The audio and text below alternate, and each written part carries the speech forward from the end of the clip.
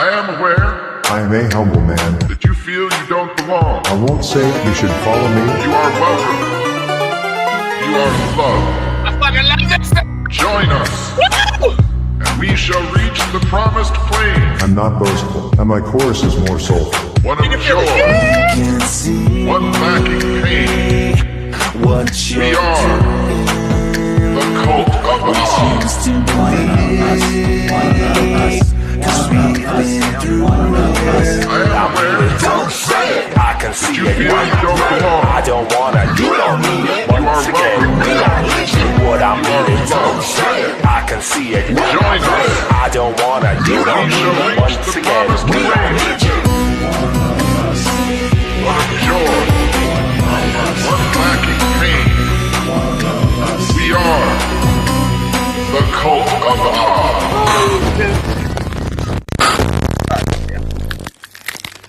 Oh my god, no, we don't. Hello and everyone, and welcome to Talking Tremors with the Cult of Odd. The cult of the Talking Tremors. Truly, I am your host, Levi Dylan Burzloff.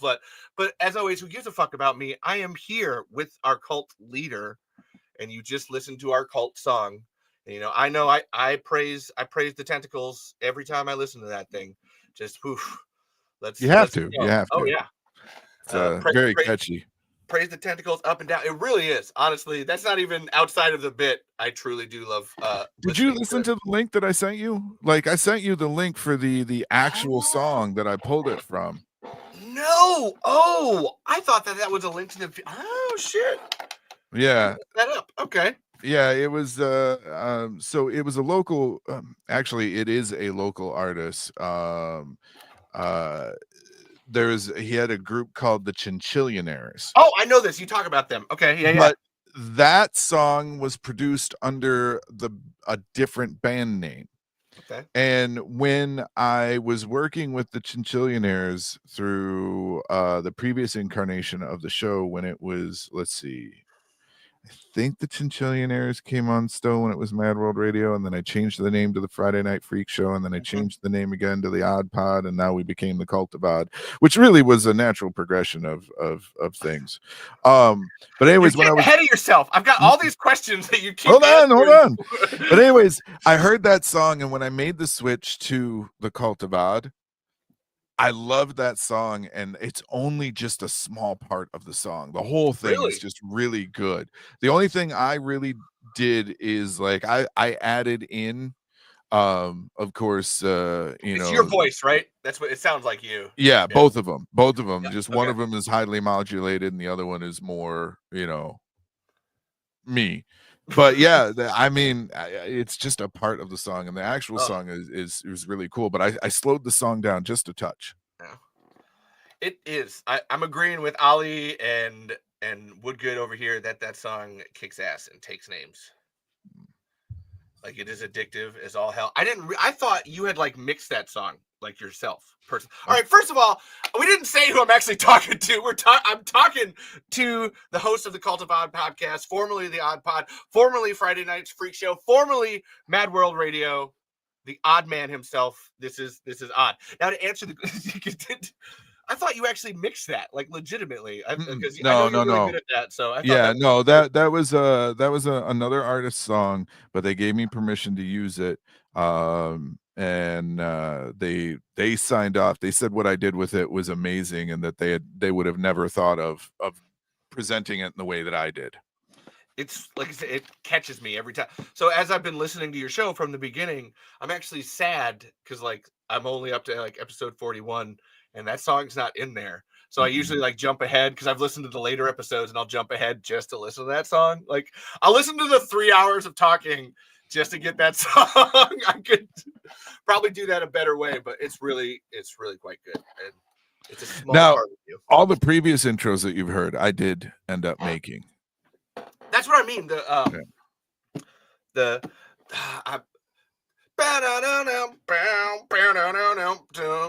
Double the D, double the fun. Yeah. Oh yeah. Like I said, you're very good. You're a very good sound mixer and editor. I'm surprised you don't get paid for that job. When you don't have the credentials to back it up, You know, it's really hard to get work. And when you do it freelance, you get tired of dealing with people. Mm-hmm. Like, Well, okay. just freelance work, you gotta have fucking some determination because you really just want to smack people sometimes. Contractors, man, we do what we can. Mhm. Sometimes they're good ones, sometimes they're bad ones, but you hang on to those good ones while you can. Mhm. We just got off one of those, so yeah. Which reminds me, so a 9-hour in the public radio show. Describe this to me. So we were talking about it before, and I had to stop Odd because this is too good of a story. I was like, all right. Okay, so you gotta go verify which one. Like the one you were talking about, like we were trading. I've done a 5-hour live show, and you're like, oh, I've actually done a 9-hour live show in the public, like radio show.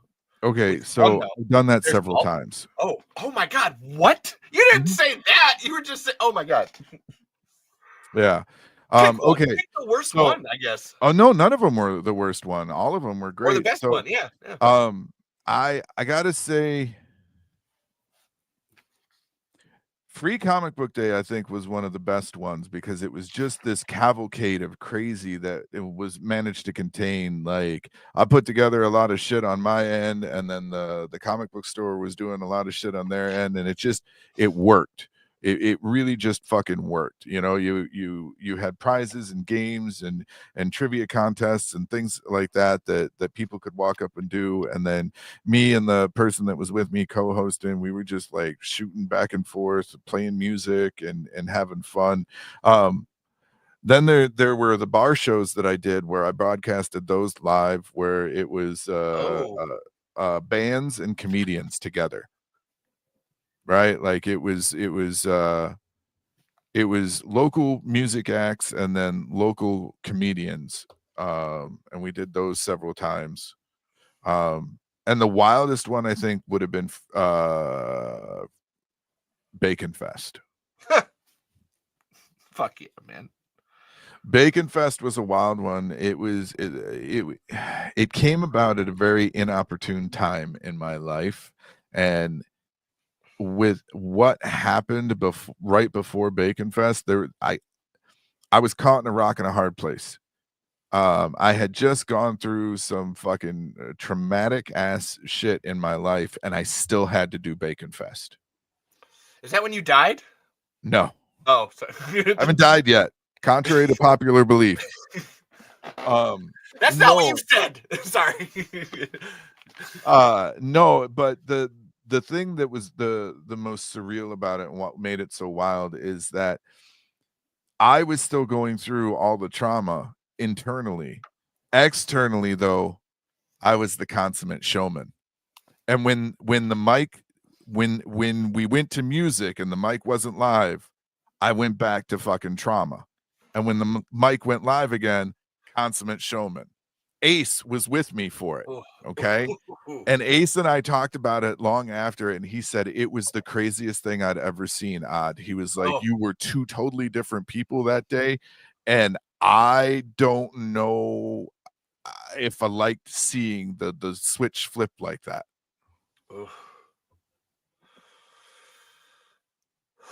Do you want to say what it was? What affected you that day? I mean, you don't have. Oh, it was my first marriage fell apart. Oh, yeah. Okay. Like right before Bacon Fest. Like I was fucked. Damn. But yeah, so it was flipping between, you know, feeling super depressed and sad and upset. Jesus and Christ, Anthony. Sorry. That'll do it. Yeah. Jesus, good one. 100%. That'll do it. That's Anthony of the We Have Issues podcast. I love you, man. You're the fucking best. Eat an olive. Yeah, I did it. You know what? I did it on purpose, knowing that. And you know what? I got a big blue cheese motherfucker right here. Oh, hey, and Ollie agreed. You got Jekyll and Hyde. Sorry, go ahead. Since the podcast has already started, right? It's officially started. Tell me about the Kevin Bacon pilot. God damn it, man. You know what? You get a tiny olive for that. You get a tiny. That's fine. That was a total dick move. Look, I'm gonna own that. It's a little weak ass one that got broken. Ha. Yeah, there you go. That was a total dick move. I'm sorry. No, I do it for a reason. I love doing it. It was a random. I'm not gonna say it, but it's because of the podcast on this. That actually counts as mentioning it. Son of a Yes, bitch. it does. But it does. It's the Don't Make It Weird podcast. They have their game called Buffalo with a bunch of different words like yellow and horse and feet. I don't drink, so I was like, you know what? I like olives. They like olives. Let's do this. Shit. That's 3, folks. 3. And you know what? I have an unopened jar ready to go. So like, don't fuck with me. And we'll give you a pass on talking about my show because you kind of have to. Yeah, that's fair. Oh my god. Shit. That's already like 18. Oh my god. But so you're talking about being the consummate showman and then having you for anybody that's listening, sorry, I always forget. I got to give context for anybody that's listening. I've been friends with Odd for about 3 years now, and recently, because I've been on a thing about trying to binge people's podcasts, I finally started binging his, the Cult of Odd podcast. Or it starts out as the Odd Pod, and then I haven't gotten to the switch yet, but then it becomes the. You're almost there. You're almost there. I'm sensing it, and this is to your point where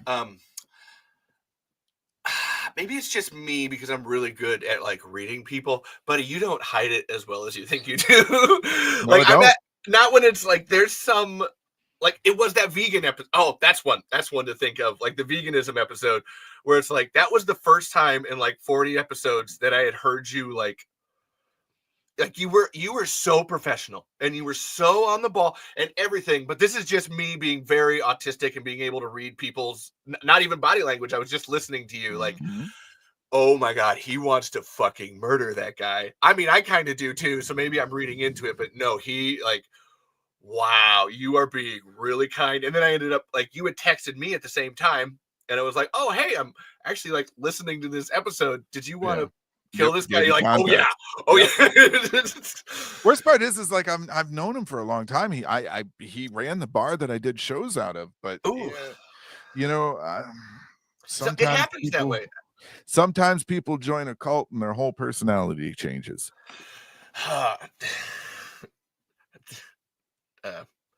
You know what? I'm gonna just pull up Anthony's thing. That'll do it. That'll do it. Sorry. I was focused on pulling up Ollie's stuff, but I'm like, I don't know how to respond. You know what? That right there. That's exactly it. That'll do it. Yeah, it's true, Ollie. That one was, and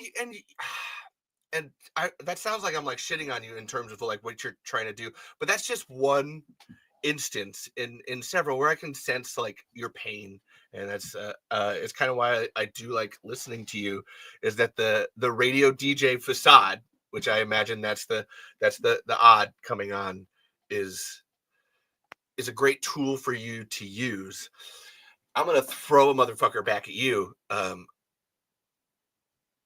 You saw that you were discarded and had value, and you found that in everybody else, not in yourself, but that's the odd part. It's like you saw how discarded you were, but you were really good at something, and you went and you found a whole bunch of other people to like join that in with you. It was really that's it's exactly sad it. and beautiful. It's sad and beautiful. You know, this is a good segue. I'm sure you've probably got it in your list a little bit later down, but you remember what I told you to ask me about the logo? Yeah, actually, it's at the top. Okay, that's a good point to ask it now. Go for it. So you were vague on it. All I wrote was I wrote the logo, so it's Vini Utsus Esto Quies, and then it was just ask about it. So what is that? What does that mean? Well, I wrote what Google says it means, but I want to see what you actually say it means. So when I translated it, it is the motto that I wanted to bring the show with. Come as you are, be who you are. Oh, that was not what I had translated. That's okay. Hold on. What do you have translated? Come and see what this is. Okay, no, that's totally... again. I used Google Translate to get there because I didn't figure anybody would really look at it. It's come as you are, be who you are.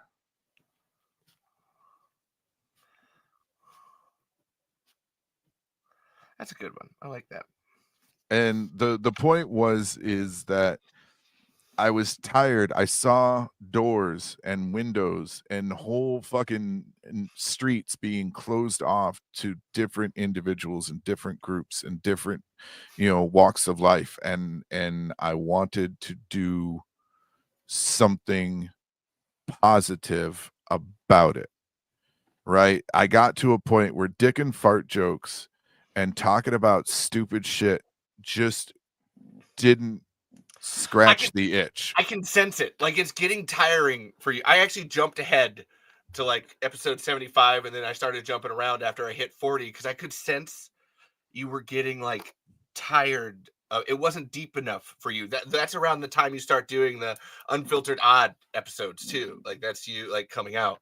So is that like, is your sadness what inspired that? Like, that's the I don't know if it's necessarily a sadness. It might be. I'll be I honest. meant about the topic. Not, oh my God, sorry. No, Like no, because here's the thing. The show is me. The show is everything inside of me coming out. the Odd All right. Pod, Cult of Odd.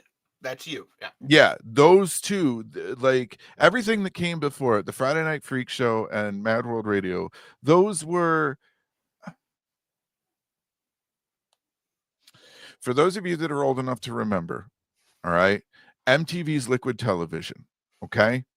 MTV's Liquid Television was essentially like ADHD material, right? It was a series of different short animated stories. The animation style was varied because it was multiple people creating these things. That's kind of what Mad World Radio and the Friday Night Freak Show was. I always tried to present it basically as a live version of the Muppet Show in a way. The Head and such. Yeah. Okay. The Head was a TV show. Also the Max, and then the Brothers Grimm was another one. Yeah, so like those two, Mad World Radio and Friday Night Freak Show, those were the sideshow, man. That was the circus. That was the Muppet Show. That was just unhinged and unbridled insanity. Awesome. You got someone here. I have no idea what you're talking about. So this is awesome. Oh my God, keep going. Learn it. That's what the pen's for. Let's go to town. As time went on, as the Friday Night Freak Show kind of winded down and different things came about in life, I've taken several breaks over the course of I started in 2007, so almost 20 years, right? So we're in 2025, so in 2 years I've been at this for 20 years. Over the course of that time, things became different for me internally, and as I grew and changed, the show did. The show has always been a caricature of what's inside me. It's everything that's inside me cranked to 11. Yeah. So to say it out loud, I always forget we're on a podcast. So we have Ollie Gibson. That swap-in style was discussed months in advance too. We had several talks about what Odd wanted it to be. Yeah. Okay. Yeah, because like, so for those of you that don't know, Ollie is my wife. And when I wanted to make a shift, Michael, hi buddy. Hey. When I wanted to make a shift, right? I wanted to do something. I ran it past her. I ran it past Ace, and like one or two other people. But like in-depth talks with her about topics and format and style changes and like all the different little like intricacies that I wanted to do and what I wanted to bring and what I was trying to do and asking, does this convey this or is this off? Right? Like how far off mark from what I want to hit am I? And I do a really good job of making it look like it takes no effort at all. Like no effort has been taken. But you're seamless with your segues. That's always. I imagine you do what I do. You just have a list of shit, just like written out, ready to talk about, and like you're like, I can, I can hear the like you're like ready to pounce, just like waiting for someone to say something that's just like, okay, now we can go over here. Like you're really good with like corralling everybody. It's impressive. Yeah, well, when I had a room full of people, when I was doing it with with other people, you're right, I would have a sheet of paper there, and I would have keywords essentially, right? ADHD brain. I would have trigger words, Yep. right? Because I didn't want anyone at the table looking over to be able to see where we were or what was coming next or Like anything. you know about my olives, so now you know how Right. to fuck with me. Yeah. Yeah. Hey, how was that Kevin Bacon pilot? It was it's honestly it's pretty good. I'm really sad that nobody's got to see it yet, but I'm working on it for Tremors Fest. I know you are. And But hey, so you have a from Anthony. This is fun to hear other people talk about this. I love the process. And Ollie, for the podcast listeners, stating nothing was hastily done. It was a round table on what needed to change and how we could go about it. yes, Yes, 100%. but you would have your keywords and such Yep. ready to go. I would have keywords, and like nobody understood my gibberish. Right? It was like secret code. You know, Ollie might, if she was sitting across from me, because certain topics and stuff I would talk to her about beforehand, and like run jokes past her too, you know, to see like, is this too much? Is this okay? If I got her to laugh, it wasn't a good joke. Sorry, it's not a joke, and I laughed. I'm sorry. No, because the point is it's fucking funny. I wanted her to groan at it. Oh, If she groaned at it, it was a good joke. You're going for gasp, not laughs. Yeah. Yeah. That doesn't mean it wasn't funny or that she doesn't have a good sense of humor. I know how that sounds and that's presented. But if I got her to groan at it, I knew it was a good joke. And you know what, Ollie? I'm going to tell you this right now. You've grown a lot during the show. There's few and far between of like you straight out laughing at Odd's jokes. But I can tell you this, that having listened to Almost 50, there is a solid, I can hear it in my head too. Just like, God damn it. You know, another thing that she hated is I always knew when she was rolling her eyes at me, even if her back was turned to me. How? And I I just knew. Oh, right. Like I would say something and I'd be like, don't roll your eyes. And she'd be like, what? And I would joke. The only reason I knew that because when people roll their eyes, it always sounds like cement on cement to me. Oh, yeah. Right? Dragging a cinder block across the cement. That's what people rolling their eyes at me sounds like. God damn. Oh, I love this. But yeah, so everything was Corey. Like really well thought out. Corey. Wait, is that Corey? Yes, that is Corey. How do you say that last name? That's almost as bad as Burzloff Flut. Oh, Corey that's Gamsjager. Gamsjager. Yeah. Wow. But you cement on cement. That's you can. Yeah. You can tell. But no, there was always a process, and there was always a rhythm that I would try to hit, and you know, like. I love you too, Corey. Hi, Corey. There was always a rhythm that I was trying to hit with it, and you know, there was usually a little prep. Like I would be by myself for about 10-15 minutes before people would show up, and then like if it was a show like Ace or Corey were there, you know, Corey would usually get there first. Ace would roll in like right before we went live or just after we went live sometimes. No. And like Corey can attest to this too. Like there's an energy that's kind of buzzing about before we went live. There was a vibe that like I would try to get going, and Corey was great. Corey researched nothing ever. Yeah, oh yeah, it's true. The man know nothing. Yep. But still managed to always be on point. Ultimate improviser. It works. And then you have Ace, who maybe researched the wrong things. Ace didn't research shit either. He Facebook researched, which is not really a type of research. Ace's form of research, and I love the man, was me sending him a quick blurb about certain things. And it doesn't ever seem like he actually read it. He would just be like, "Yeah, no, I saw that." And you're like, yeah, but did you read it, Ace? Did he ever seem to actually read it? Or Well, for a while there, I was sending Corey the same links that I was sending Ace, and then I realized Corey's not going to click him. Corey's not going to fucking read them. Corey's the weirdest of wild cards. That energy is addictive. Yeah. Mm-hmm. And Corey wants to get back online with you. We've got another Tremors 4 script coming up from Alec. Holy shit. And Corey always comes first. Wow. We're just boom, boom. Corey, I know. I've heard from the women you date, bud. I would attest to that too. I don't know if it's that bad, but because it's just me, recording or whatever. But at least for the hour beforehand, that's where I say I like to be in the studio for an hour, because then it's just, okay, cool. I've got that, and you're grabbing all of these things out of the ether, almost they're just oh shit, there's one, but you got to be sitting here ready and waiting for it. But that energy, it's a real thing. Yeah, and that butterflies and stuff that you feel before you do an interview like this, not necessarily with me, but when you interview anybody or you have anybody else on, is tenfold when they're in the room with you. Yes. Those are honestly my favorite episodes, when I have someone sitting here.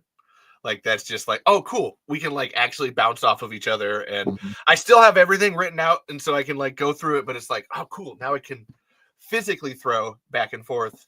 And they usually get distracted by everything too. That's from this end. There's all this shit happening. And they're like, oh my God, I didn't know. Because I don't want you to know, podcast people. It's an illusion. Don't look at the pretty lights. What are you talking about? What? Talking, honestly, that was just, I don't know where to segue from. That's my bad thing. I have everything written down, but to know how to actually segue. It's a skill that you end up picking up along the way. Oh no, I know what it is. Again, I have to grab it from the ether. I can't force it. That's what even these notes here, they're more of this painting that I draw with words, and I pick out a mountain, and maybe there's a river there, and I follow that. But I realized there's a really great one that you asked, and I wanted to flip it back onto you. It's going to bother me, Levi. Set your lights to either white or yellow. Because your video quality keeps kind of going screwy when they get to greens and blues. What are you talking about?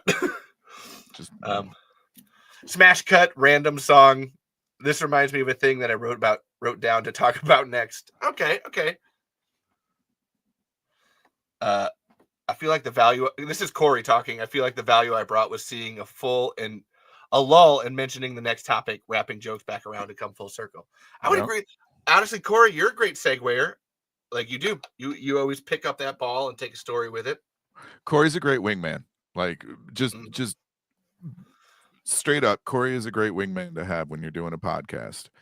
So on that note, why did you start a podcast, Odd? And you can pick all 1, 2, 3, 4, but you had asked me that back when we first did our interview.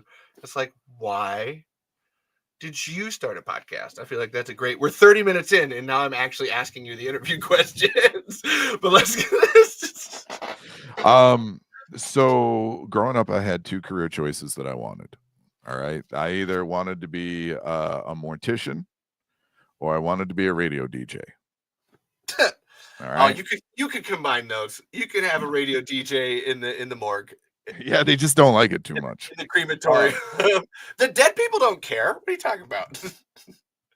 That's probably who most of my listeners would have been at that point anyways. Oh. No, so I out of high school, I wanted to either be a mortician or get into radio, and neither one of those things happened. And then years later, I ended up meeting somebody over MySpace. Okay. And the opportunity arose itself to have an internet radio show. The word podcast didn't exist yet. We wouldn't have been live. We would have been pre-recorded and uploaded, and it would have just been on a janky ass GeoCities looking fucking web page. You know that you would have clicked the link. Anyway, get out of here. So I mean, I thought it was cool. So because I'd kind of wanted to be in radio at one point when I was younger, I was like, well, let's give it a shot and see what happens. And that is it. The opportunity presented itself, and I wasn't afraid to say yes. And that's at the like very beginning of your career. Like, what made you like if something? So you start with Mad World Radio, and that collapses. Then you want to do Friday Night Freak Show, that collapses. Like, it didn't collapse necessarily. No. Sorry, I meant like, sorry, my brain thinks in physical objects, like in like condensing. Okay, so that one went here. That one didn't work. So then you start another one. Okay, then that one went like, and you just keep moving. It's waveform function, honestly, is how I should probably. Well, so the thing is first off, the very first incarnation of the show, for like the first 12 episodes, we were just Mad World, and I hated that. I hated it with a passion. Why say it I don't know. What? I don't say Mad World. Now say Mad World Radio. Mad World Radio. Which sounds better and feels better coming out of your mouth? Do it again. Mad World Radio. Mad World Radio. Yeah. There's a flow to that one better. I see that. And that's why. The only reason the show was called Mad World is because Gary Jules' song was so big at the time, and I was playing the algorithm.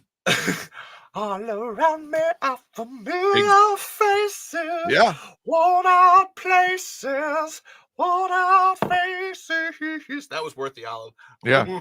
But so that's why it was called Mad World. And then after like 12 episodes of me saying that, I hated it. And I was like, I need to add a third word. And I wanted call letters, right? Like a radio station would have had. And I was like, okay. MWR. Yeah.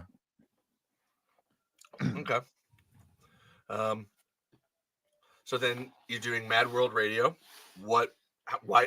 How did you feel doing that, and why did you decide to change to Friday Night Freak Show? Because Mad World Radio was created while I was married to my first wife, and things were going really well. Where's Anthony? Type that'll do it again. That'll do it.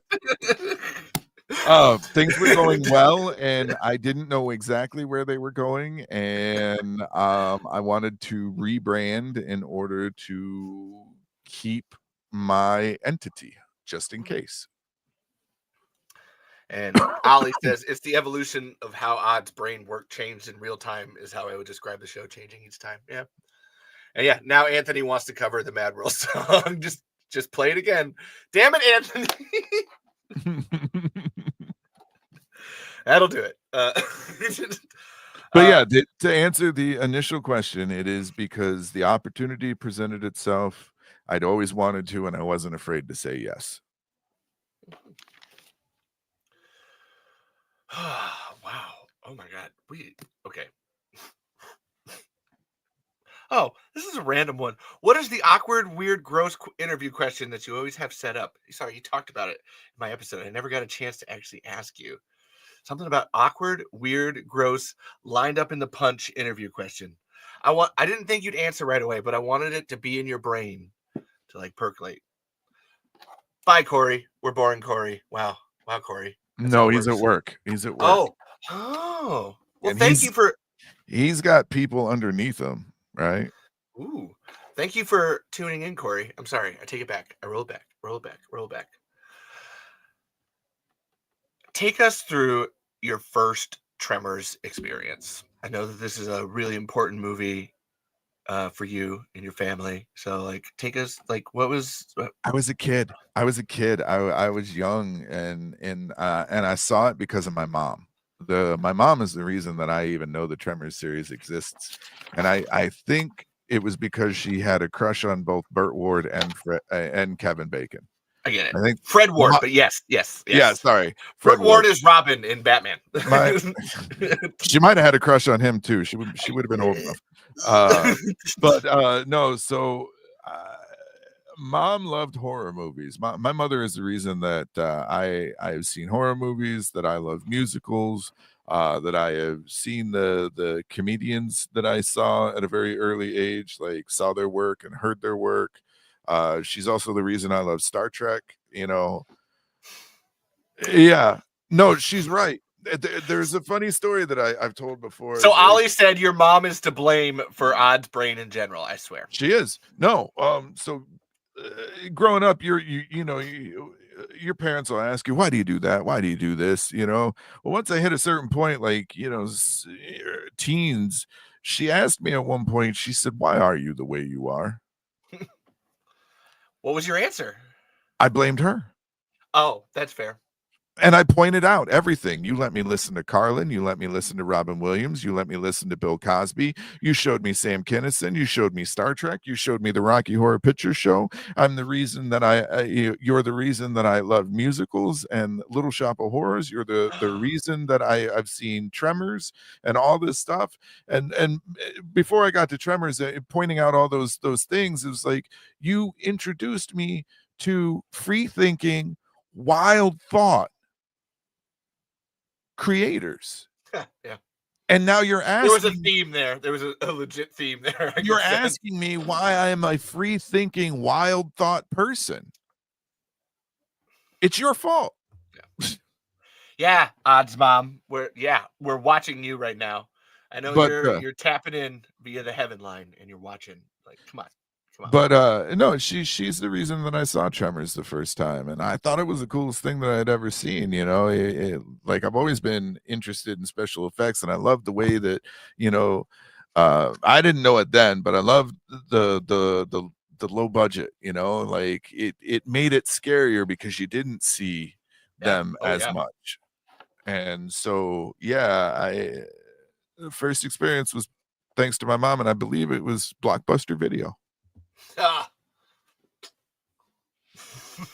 Praise be to the Blockbuster. Yeah, so, it was either Odd's mom is to blame for him seeing Rocky Horror a million times. I'm responsible for making him watch Hamilton just as many. And is Hamilton not amazing? Okay. Yeah, I don't have a problem with it. Have you been Wickedified? Have you had the Wickeds? I read the Wicked series before. And loved the movie. Seen bootlegs of the stage play. Oh yeah. The what the hell are they called? I'm a theater nerd, man. Don't. That's surprising. Okay, so what's your favorite? You said Little Shop of Horrors. What's your favorite musical then? Fiddler on the Roof. Ooh, tradition. And I must say, so this little thing that I have here is an Audrey 2 plant pot. That's awesome. Yeah, Fiddler on the Roof. Because I when I was younger, because again, mom is the one that introduced me to it. She showed me Cats and Fiddler and Evita and Miss Saigon and all of them. And Fiddler on the Roof, just because I liked Tevye. I liked On the Other Hand. Like how he would speak and like love the song If I Were a Rich Man. Oh. If I were a rich, goddamn, don't, nope. You do it. You do it. Come on. You sing it. I'll eat an olive for you if you do it.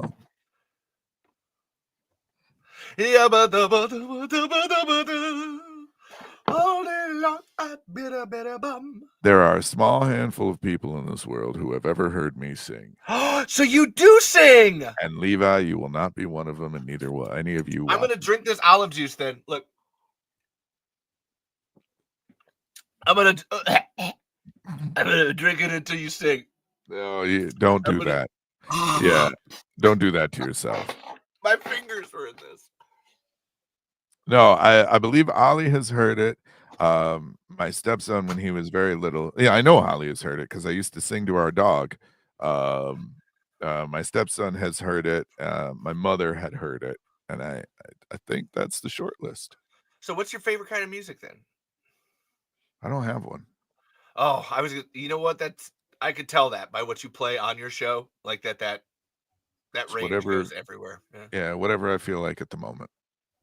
Which, by the way, talking about music, thank you for Carmel Liberty, DJ, and DJ Cumberbund. Those are two solid choices. If you've never listened to anything, so part of Odd show is that they'll play like songs during the intermission act breaks, and Odd is really great taste in music. That's that you play. Honestly, they're all good, but like just though like Carmelo Birdie and DJ Cummerbund in particular is just like. So Oh, Carmel is a Detroit musician. She's a Detroit artist. you apparently enjoy acoustic covers of Guar songs specifically.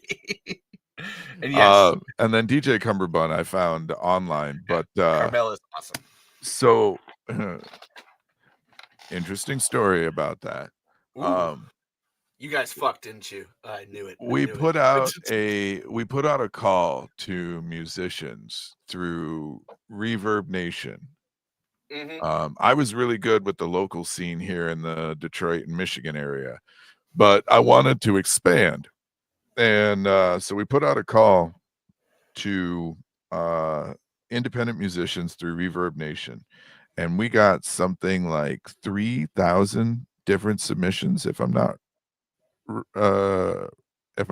It might have been 5,000, but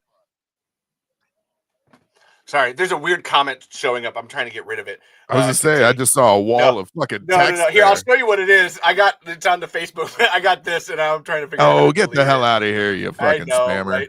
Boo. But anyways, we put Nation, out continue. we put out a call through Reverb Nation, and we got somewhere between 3,000 and 5,000 songs. I think it was 3,000, and of that 3,000, we kept maybe 300 artists. Oh wow! So like 10%.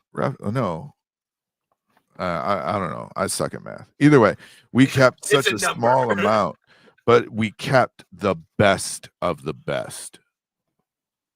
Right? Like there was some stuff on there that sounded like it was recorded by the Ninja Turtles in a bathroom in a sewer on a Mr. Microphone. Right?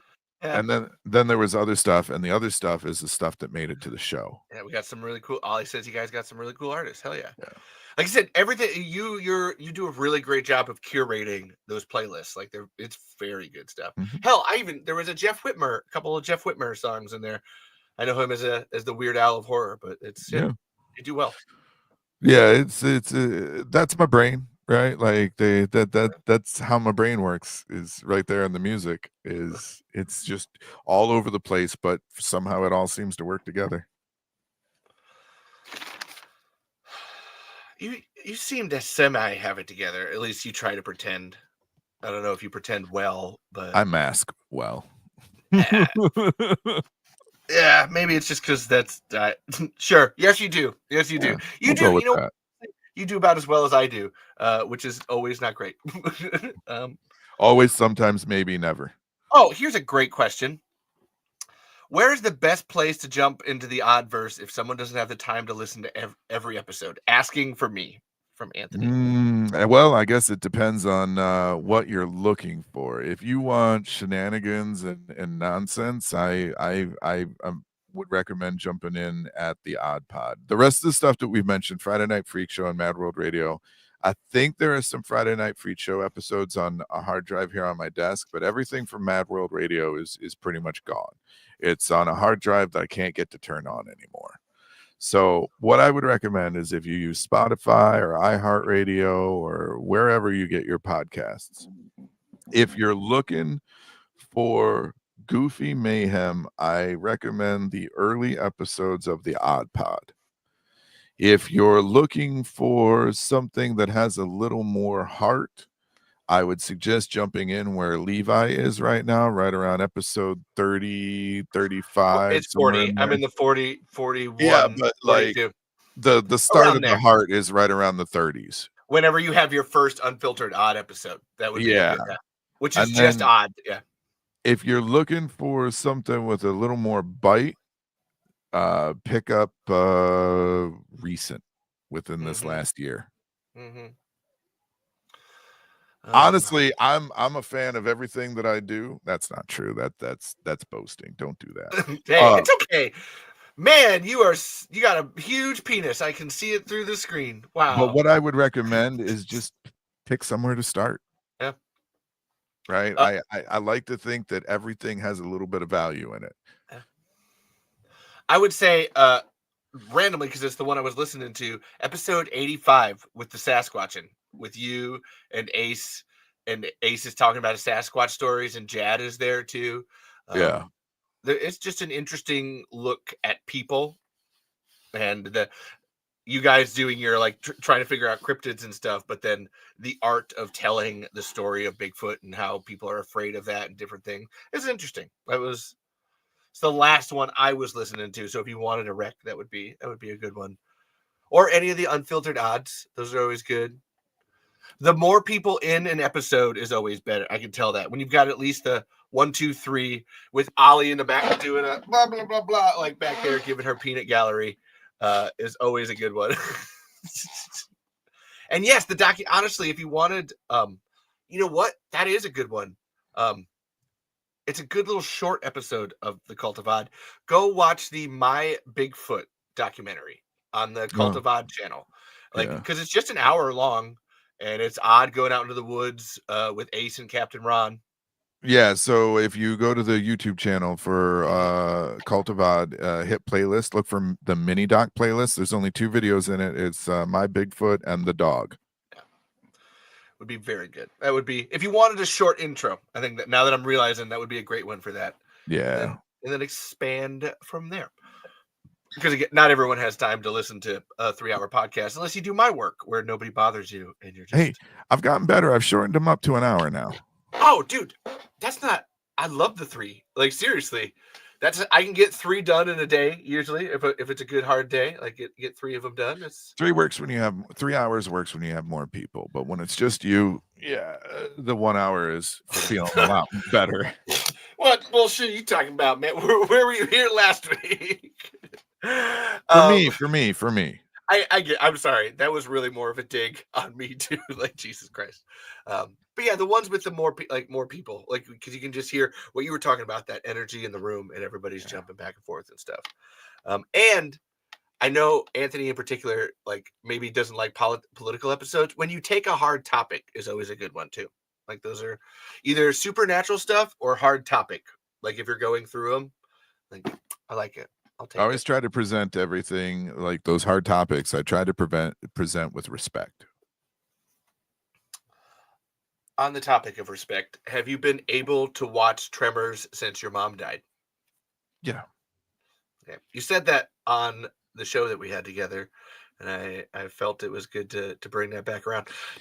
How many did you watch? Did you just watch the first one? What did you? I ran through watch? all 7. Yeah. Have you finally watched the show yet? The TV show, yes. Yes. Thoughts? Same kind of fun vibe that the movies brought. I actually, listening back, I agreed with you a lot in terms of the, each Tremors movie is it's just as good as the one before. It's trying its best, and there and I have to have standards for what I do, but also I can see the merit and value in each one, and they are really fun. So I would agree with your assessment on that. I wanted to say I was wrong aloud. I was wrong 3 years ago, Levi. You were wrong about that one thing in particular. You were not wrong about a bunch of other shit. Yeah. Sorry. That was a weird episode to listen to. I try to look at them and understand with movies like that, and actually movies in general and all media that I consume in general, did I enjoy the time that I spent with that particular piece? And if the answer is yes, then it's a good piece. And if not, and if the answer is no, that doesn't mean it's a bad piece. It just means I didn't enjoy it. Mm-hmm. There's 8 billion people. You can't expect a movie to be made for you. Right. So yeah, I try not to judge anything too harshly. And stuff like Tremors, and like I feel like, and I was thinking this the other day, like I play a lot of indie games now. I'm a video gamer. I love, and it's been a very long while since I've plunked down my money or really enjoyed what would be called a AAA game. most of what I've been playing is like the indie games, and a lot of the movies that I like are indie movies too, like independent horror. Like technically Tremors was independent horror before, you know. And I feel that I I don't know if my bar is set lower, but it's definitely a different standard that those works are judged on. Right? Like I feel that I enjoy the independent medium, whatever it may be, often much more than I enjoy what would be considered mainstream or AAA. There's a whole segment of your show, at least like episode 20 to 30, where you're showing Ace a bunch of weird fucking movies. Like Yeah. it starts with Return to Oz, and then there's some like it's not Frankenhooker, some bikini fucking zombie movie and shit. But like you're showing Ace a bunch of weird movies, and Uh-huh. so Ace never has any idea. He's like, I go over to Odd's house, and we were going to put on a movie and just have it. Oh my Yeah. god, I didn't We get realize I have an Ace impression. Shit, sorry. Damn and it, that's that an counts. impression doing not Damn work. it, that was worth it. But It was worth yeah, it, Ace would come over, we'd get stoned, and we'd watch whatever movie I had picked for him. You know, there's a movie that almost killed him. Which one? Slacks. Oh, so I haven't got to that point. Slacks? Yeah, SLAXX. Oh. No. There's not 3 X's. It's No, fine. I know. I'm just reading that, and I'm like, huh, okay. But It it's a should have been movie about killer Frankenhooker. pants. Nice. It should have been free. Yeah. So I'm just going through them quick. Sorry, just looking at them, and yeah, the last major title was Red Dead Redemption and Fallout 4. Yeah. He had a cardiac episode. He did. That one. Oh, okay. Yeah, we Okay. joke that it's the movie that almost killed him, Yeah. that I almost killed him with these bad movies. But no, realistically, he was having he calls it a cardiac episode. I'd say the motherfucker was having a heart attack. I say Ace probably smoked too much weed before. No, we don't do that Nope. to you. No, Nope. he's got a bad heart in general. Okay, I'll buy that. But you like your independent stuff. Like you know what Frankenhooker is. So Yeah, I do. I love the movie Frankenhooker. It is great.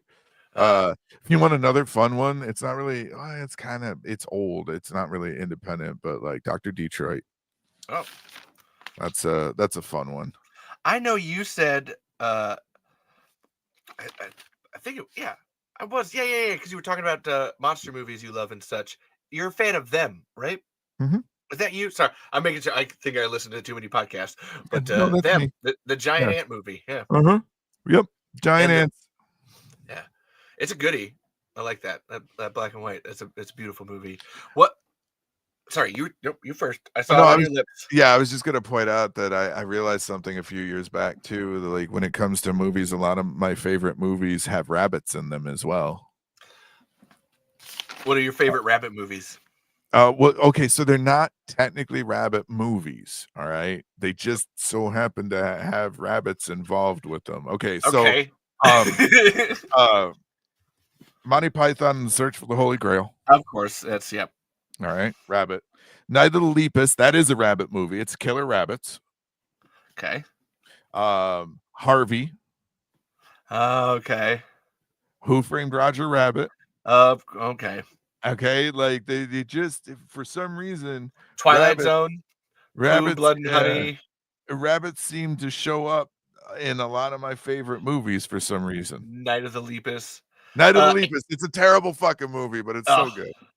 That horror Easter Yeah. movie we watched. Oh, Killer Yep. Easter Bunny. Yep. Killer Easter. You would love Anthony. Anthony does a thing where he has good I times, love bad. everyone. What? I know. love everyone. Oh my You God, have sorry. to as a cult I'm leader. just.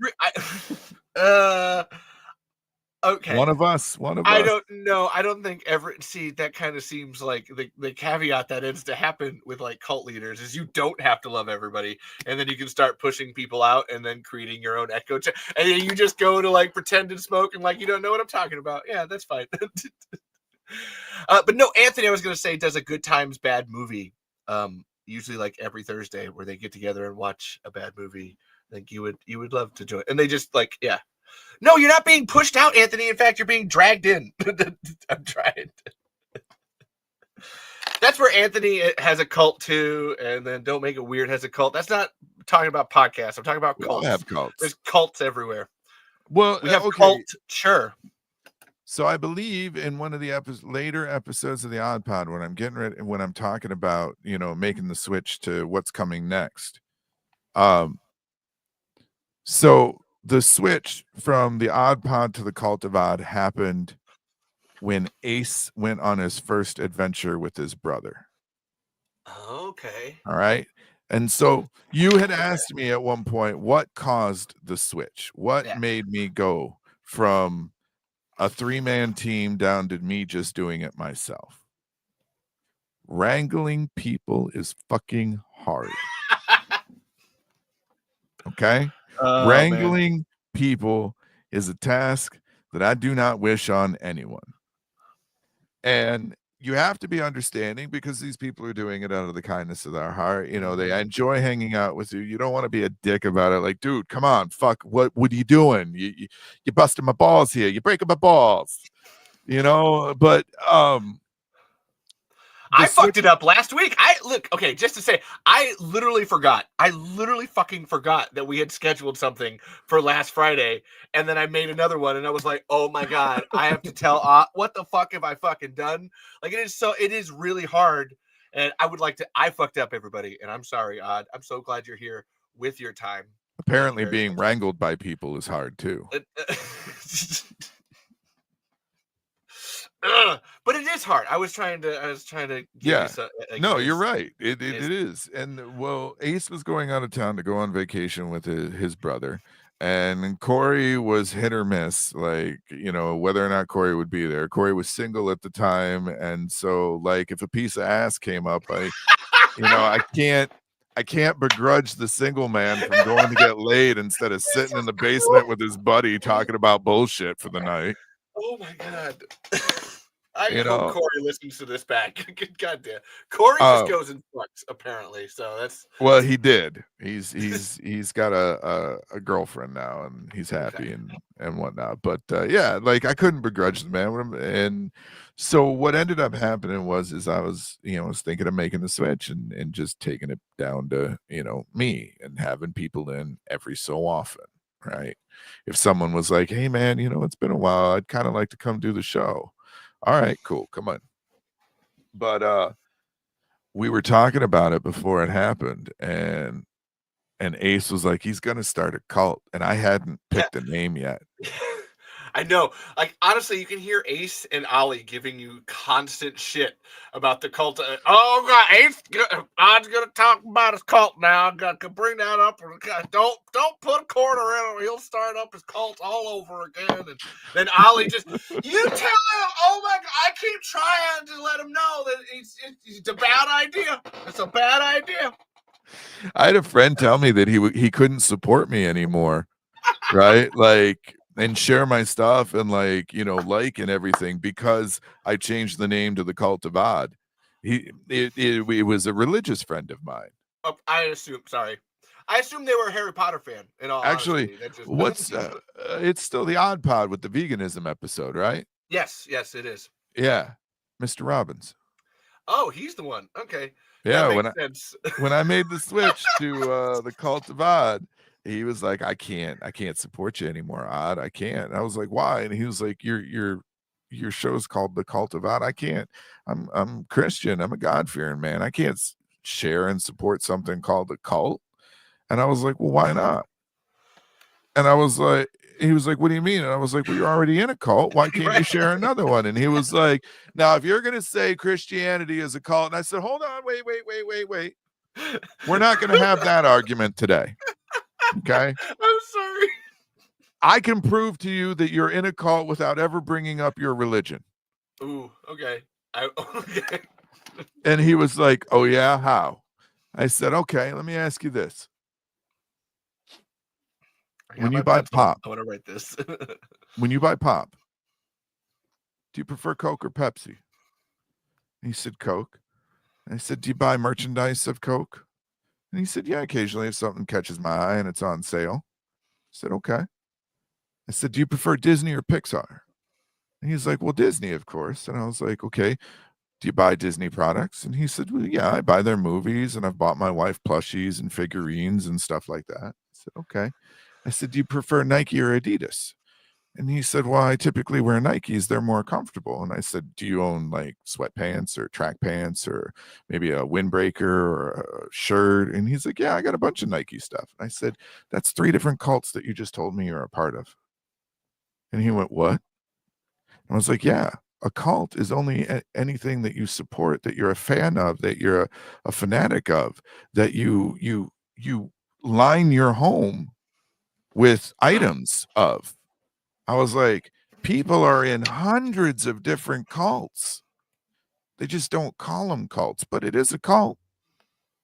Especially if you are favoring one over the other and you refuse to go the other way. And he was like, I don't like talking to you sometimes. It's not your fault. I read a thing once where as property became like less able for people of our age to buy stuff, like 80s kids and on, that the thing that we began to gravitate more to define ourselves was stuff.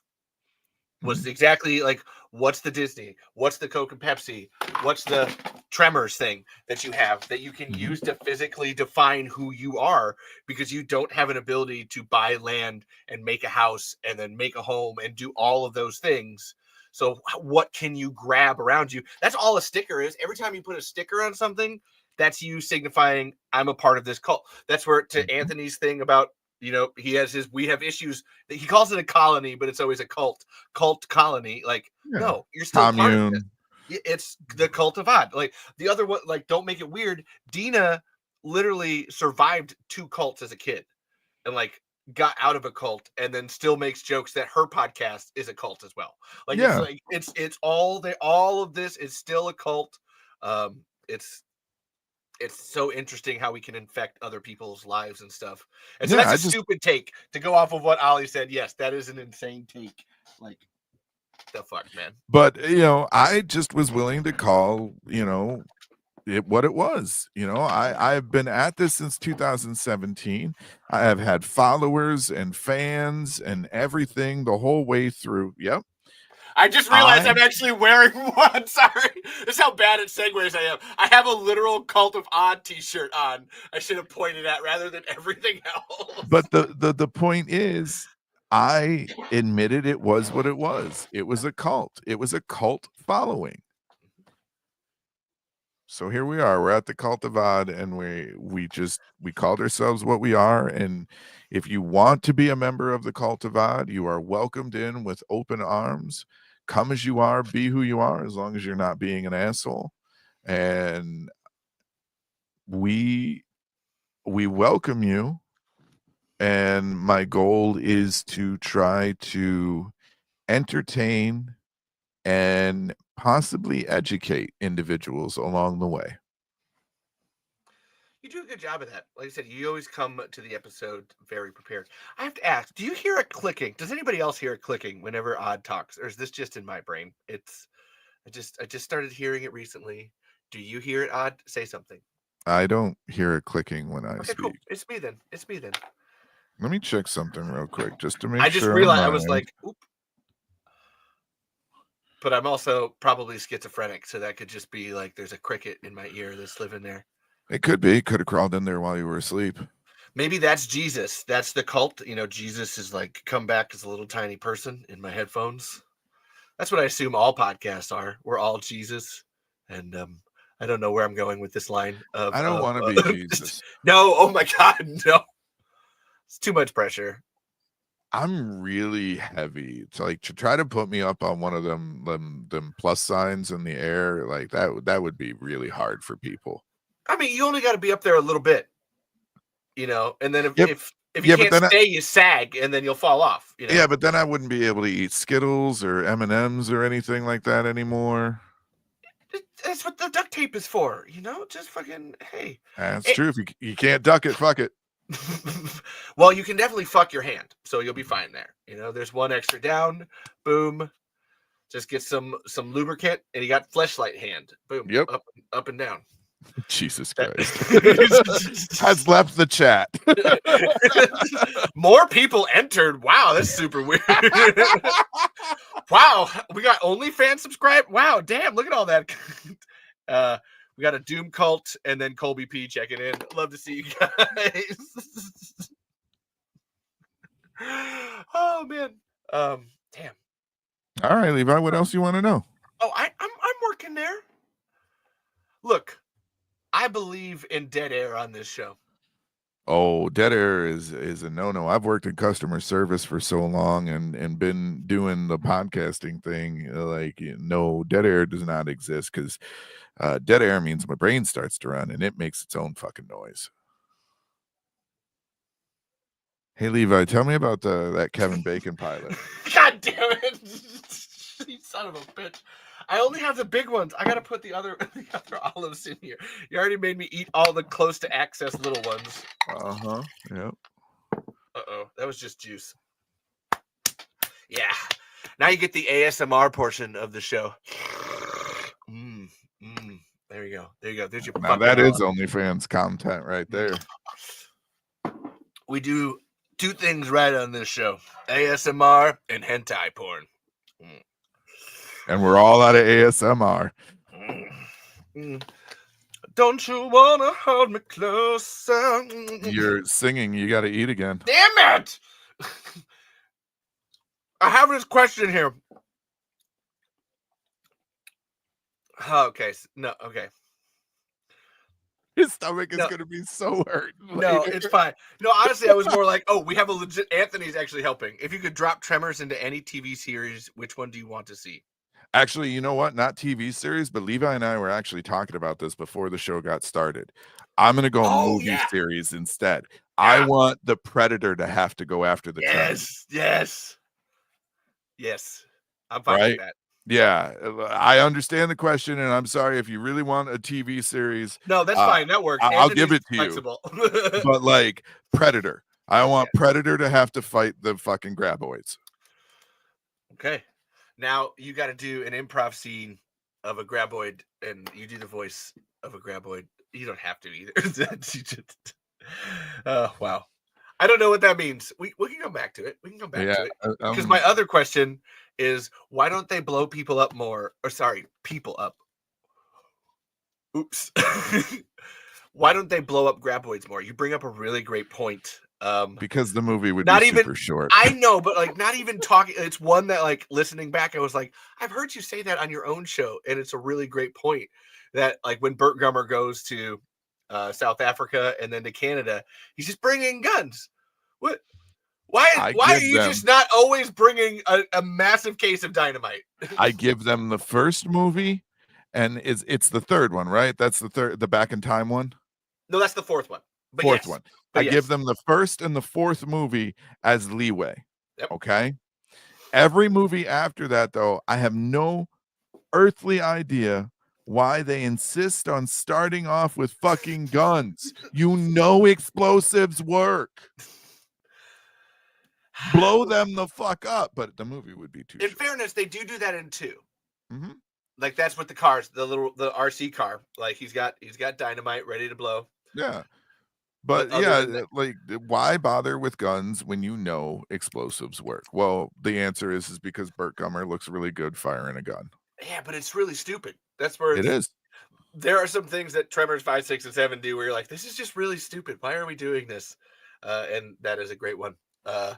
And we have Tammy and the T-Rex for the what WTF factor. That is a great movie. I love that movie. Also, Anthony wants a xenomorph graboid, and more Tammy and the T-Rex. That's a weird, Paul Walker's brain in a graboid. Take my money. I'd be in that. Yeah, but no, I think Predator versus fucking graboid, and Predator you know what? Versus Shrieker, Predator versus Ass Blaster, all of it. Yeah. Well, yeah. So you would throw all of them at the Predator, right? Like and then at the end of the movie, because the way the Predator's race works, they would take some of the DNA from the graboid and they would intertwine it with their own, and then you would have a graboidator. It would be created by Doofenshmirtz, Evil Incorporated. Oh no, I was thinking like instead of the regular Graboidinator. the regular Predator maw, that you would just replace it out with like the Graboid maw, like the Graboids, like the Shrieker maw, instead of still- the No, it you would get still be the Graboid maw, but then you'd have the the tendrils little that come out. tentacles coming out. Yeah. Oh yes. Who do Yeah, you and then think- it would fart like fire. Okay, who do you think would actually win that fight? And let's just assume that the Graboid, Shriekers, and Ass Blasters are all working together to to fight the Predator. I believe it would be a draw, Okay. technically. Like if you're doing it as a movie, it would be a draw technically. All right. So I believe the Predator would be able to deal with the Graboids and the Ass Blasters and the Shriekers. I believe that he would be able to handle them. Yeah. Oh yeah. But he wouldn't be eradicating the species, right? He would just be handling the ones at hand. Mm-hmm. And what I believe would be the perfect end fucking scene, right? Is the Predator ship flying off and the Graboid jumps out of the fucking ground, bites onto it, and the Predator drags him off into space. Jesus Christ. Cut, print. Cliffhanger! Yeah, cut, print. We just made $6 million. He's not the exterminator. God damn it, Anthony. That's good. He's not the exterminator, but he is a hunter. And he is always looking for trophies. Why did I even install that button? My God, he already has the self-destruct button. Why did I even install that? Okay, so you died once. Can you take us through that? I didn't die. Who told you that? You did. Listen, this is the point that I listen to people's shows before I have them on, so I can. I have these little ones here, just like planted all over. It's not I'm even sorry. next. It's just all the way right. It's just sitting here in the middle. It's not even that good of a story. I don't I know. really remember. All I remember is getting strawberries, and then waking up in the hospital. There was a dream in between where I was riding my bike all the way back home, and when I get to my front door and put my hand on the handle, I woke up in the hospital. So basically, my brain filled in the blanks until my brain like rebooted. That's kind of terrifying and awesome. It was after the fact when you realize what it was doing. Yeah. But like in the midst of it, you don't know what's going on. What was wild is like I felt the wind and the sun on my face and everything in the dream. But yeah, the accident right before my 9th grade year, I got hit by a pickup truck. It was doing 50 miles an hour. It was a full-size pickup truck, 4x4. Broadsided me on my bicycle. He jumped the light. Anthony asked, how did your brain know exactly how long the ride would take, though? Sorry, Because I'd made the ride 100 times. Oh, okay. Right. So I lived in a neighborhood. All right. So I lived in a neighborhood. And so I would regularly ride my bike from my neighborhood about, I don't know, quarter mile up the road to the farmer's market that was there. And I would regularly go up there. I would buy peanuts, I'd buy grapes, but I liked to ride my bike before this. And so I had made that ride back and forth probably 100 times over the course of, a couple of years. We moved into the house. How old were you? Did you say how old you were? It was the summer before my 9th grade year, so 14-ish. Okay. And we moved into the house right around when I was like 12. So maybe 100 times is a misnomer, right? Yeah. But I made It feels like that. Yeah. I had made that trip. Plus, there was a gas station on the other side that I had gone to as well numerous times. So, like, I knew the distance. So I guess that's how my brain knew how long the ride should take. And then Anthony even answers, he meant that your brain perfectly timed the trip with your return to consciousness. It's perfect timing, and I love that our brains do these things. Yeah. It's like knowing when the alarm clock is going to go off in a dream. Like, how does your brain know what the alarm, like what time it is for that specific moment? Yeah, I think the fact of touching the doorknob and going to open the door is what, because like I was in a coma for 3 days. I woke up basically walking through my front door in my house. Ooh, that's a good like transition moment too. Sorry, to speak in like psychedelic terms, it's almost like that's your your threshold moment of actually like returning back to consciousness, and to even take it to Anthony's point, how does your brain know how long that is? Was it actually truly that long, or is your brain just like, we have those, I can't even call them gaps when you're dreaming, but those jump cuts where Yeah. you're just assuming that you had that the prior 5 minutes before, but it probably wasn't. You're now 5 hours ahead, Yeah. and you're jumping through these 3 days till you finally consciously go through a door. Yeah, and it took me a while through work and whatnot to try to remember as much as I could from what actually happened. And the only thing that I clearly can remember from just before the accident happened is seeing the truck coming at me and thinking, "Oh fuck, this is gonna hurt." Was there any life flash before your eyes, or was it just that, then the Yep. dream, and then back up again? Yep. Okay. Yep. Wow. Well, and see, the thing is I didn't even remember the "oh fuck, this is gonna hurt" until I actually had to work with a therapist to try and, rebuild my brain. That was one of the things that they would have me try to go back to see where I remembered where the cutoff was, because what I remembered when I woke up versus what had actually happened were two different things. So yeah, I died once. Did it change you? I don't know. That's Yeah. where, yeah, 14-year-old, like, were you were you like the honor roll A student, like preppy kid beforehand, just like, hello, we're gonna have math and calculus and sums Sort of. today. Sort of. Oh, I'm sorry. But I grew up no in a dig very on those kids too. no, I have no. friends like that. Sorry, that was a bad. I grew up with a very traumatic childhood. Okay. I grew up in a broken home, which isn't the traumatic part, but both of the male figures in my life were pieces of shit. All right. My mother, unfortunately, God rest her soul, I love her. She had no backbone when it came to the men that she was with. You've talked about this on your Yes. show. Yes. So without getting into too many details and whatnot. Sorry, there's people saying hi. I just had to drop by. No, you're good. Keep going. I got to wave. Um, Thank you, chatters. Thank you, everyone else. Now tell your sad story. I want to Yeah. know. So no, I'm not going into great detail with No, it. But what I mean that. I love no. sadness. Oh, damn it. What Okay, I'm that's going fine. to say this for you and anyone watching, if you can think of a form of abuse a child could go through, I did. I was a problematic child to begin with. After the accident, I had severe anger issues and my grades tanked.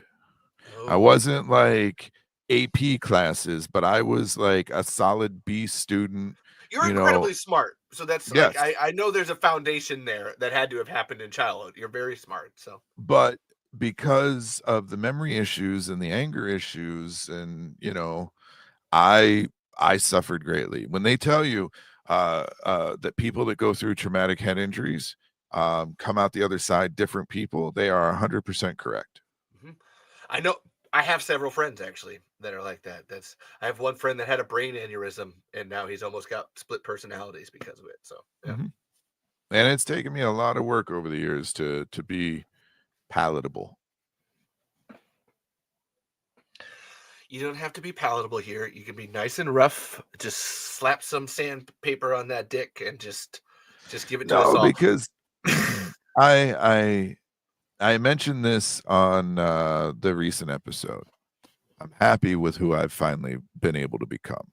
And there's still a lot of work that still needs to be done. Each and every one of us, we are poetry in motion. We are works in progress. You'll be And perfect when you're dead. maybe, Yeah. but the trick is to just try and be a better person each day than you were the day before. Hemingway. And you are your own measure on that. You know who you were yesterday and you know who you're trying to be today.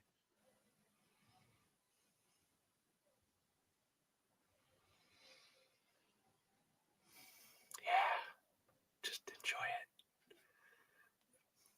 Have you, one of my questions here right at the end, as I Oh, we're thought already at was, the end? no, Jesus. that I wrote down, that I hit at the end. These are never written in the order that they are presented. He said it's a piece of art. It flows. Was your mom proud of you for podcasting? Was she? Because honestly, I think her death happens around like episode 10 of the Odd Pod. Like legitimate. It's very, very early in the show because I know I was clocking it because I knew your story and I was like, I just wondered, through Friday Night Freak Show and Mad World Radio and a part of the Odd Pod, was your mom proud of you? I think Did you so. need her to be proud of you even too? No. Like what was your No, I didn't need her to be proud of me, but I believe she was. out of the two? You never talk about your dad. I know it's your mom that you care about the most. So that's where it's like, did I was gonna say, did she love you up till the end? But that's not what I mean. Like, but like, no, like, so mom called me odd. Yes, in public, yeah, right? oh yeah. Whenever we were in public, she always referred to me as Odd. She never used my real name. Yeah. In fact, Ollie is and was one of the few people in my life that would call me by my real name. I'm specifically not going to say it during the show. I've been having a really hard time. Like, I know. No, it's odd. It's odd. I'm doing this. Woodgood. I don't know if he's still listening or watching or not. He was here earlier, but yeah. Yeah, Woodgood has been calling me by my first name more and more, but I think it's because it's the same name of his girlfriend. So like it's that's just not more a good connection. I think he wants to Woodgood you. Yeah, he does. He wants to Woodgood everybody. Do not give that man 12% of anything. But I think the only reason that he's called me by my name more is because his girlfriend's name is the same as mine. And I think it's just more present in his vocabulary these days. So that's why. Okay. That's fair. So we've now narrowed it down for our listeners that it can be both a male and female name. Like what is it? You're still not going to get it from me. It's odd. That's all it is. I can't think, honestly, even like having like Facebook chats with you, it's like I see your regular name and I'm like, if I could change that at the top so it read Odd, I would. It's odd. It's wrong. It's wrong to see that. But so your mom called you that, like, did she, maybe not podcasting, but that idea that you had, like you have a persona of Odd. She liked that I had a creative outlet. Yeah. Does that go beyond radio DJing? Like what does Odd mean to you? Not even about a cult, but who is Odd? Odd is everything that the other guy is, but cranked to 11. Right? Like it's my personality, it's my sense of humor, it's my sharp tongue and wit, but cranked to the fullest extent. It's unapologetic. It's I'm going to say whatever the hell I want to say because I know it's going to give you a reaction, and that's the point. Oh God, this is going to sound bad. I'm a piece of art because art is supposed to make you feel, and I am going to make you feel some kind of way. Ooh, I like that. So anytime anyone's ever told me you're a real piece of work, they just forgot to say the word art. Ooh, that's good. Well, I mean, we all are. I mean, some are really shitty pieces of art, and sometimes it's subjective, and there is a critique to be had, but there's 8 billion pieces of art out there. We're living on a planet of art. Our nature itself is art. Universe is art. Art is supposed to make you feel. Yeah. And it doesn't mean whether it's supposed to be good or bad. It's just supposed to make you feel. Every experience you've had, whether it's good or bad, every person that you've met, whether they've screwed you over or been the nicest person in the world to you, has had an effect on you that has created who you are. That goes back to the Coke Disney thing of like we are everybody around us. None of us do it in the vacuum. It is the consistent osmosis. Well, the dust mites do it in the vacuum, but you know. What science bullshit did you just drop? What? The dust mites. Yeah, they do it in the vacuum. Oh. You fucking cunt. Holy shit. It's fine. I just heard Ollie groan. Yeah, that okay. She's not even here. I'm not. I heard her groan too. So oh my God, I want to explain that joke out because I was thinking of it like a vacuum, like of space, but you mean a physical fucking vacuum. God damn it, you. There's my groan for you on that Words one. are fun. So you love people. Honestly, I can tell that from you. You like listening to people's stories. And to go back to what that question was at the beginning, do you think your mom would be proud of you now after all this time, after all these iterations, that you finally hit the cult of Odd and that you are being and doing what you want to do, not just what feels like the most presentable thing at that time? I'd like to think so. I don't think she'd always necessarily understand my viewpoint or my stance on things, but mom tried. Mom had to learn a lot from me in order to be who she was at the end. Um, but I would like to think, yes, I would like to think that she would be proud of where things are. That's nice.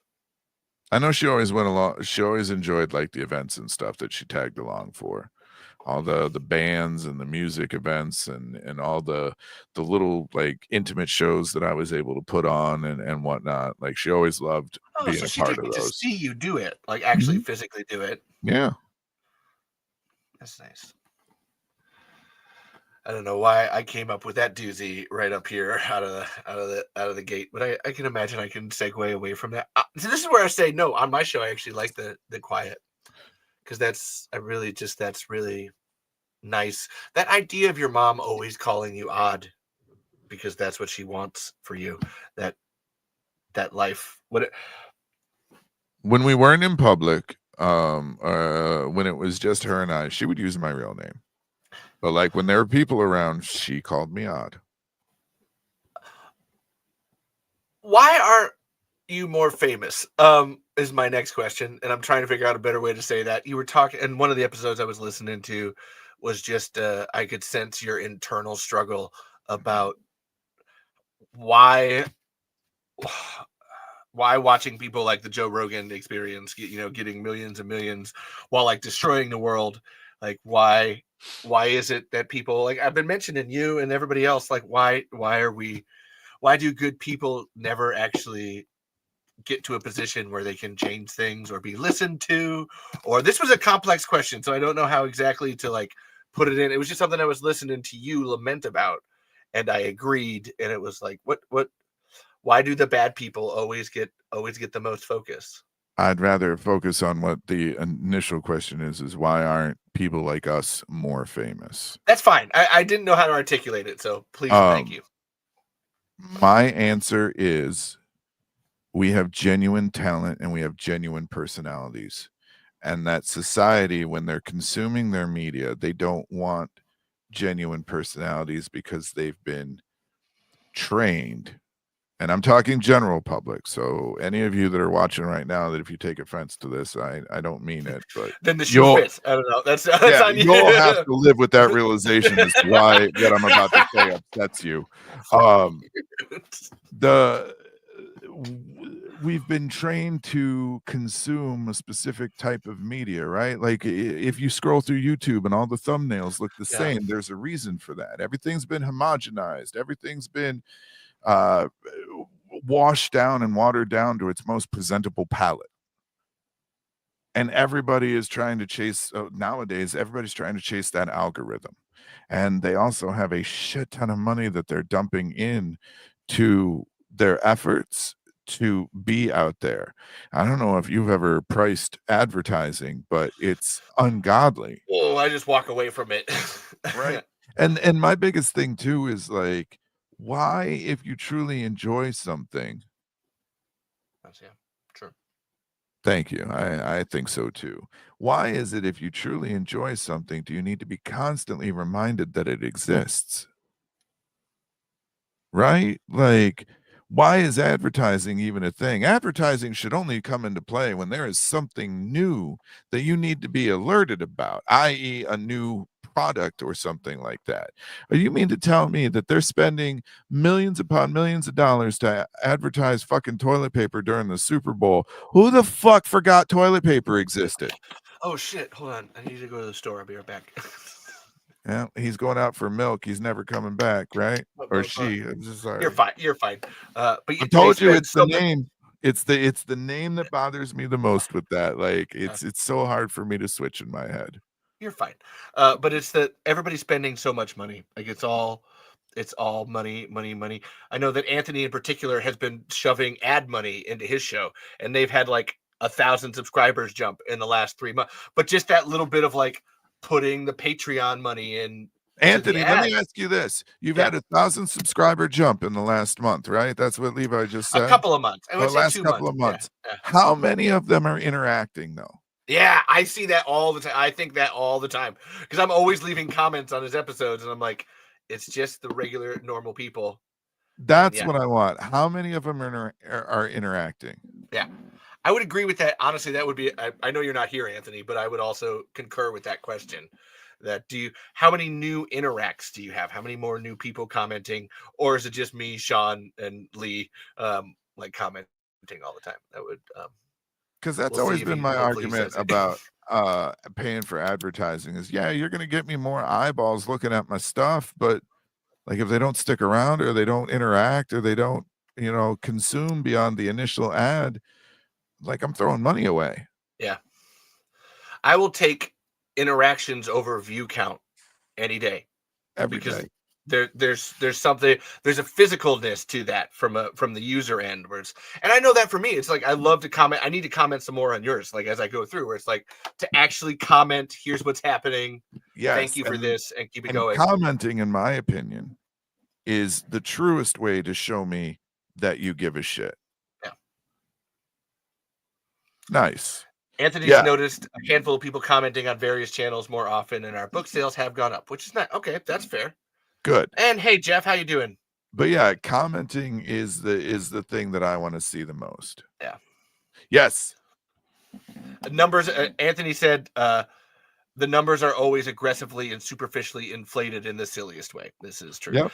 Honestly, I bet Jeff could say the same thing. I know Jeff is doing that on the Sons and Shadows channel. I know it's the same problem, chasing that algorithm and having to advertise. And like, what do you actually, does it bring anything more in with all the money you're putting in? I guess.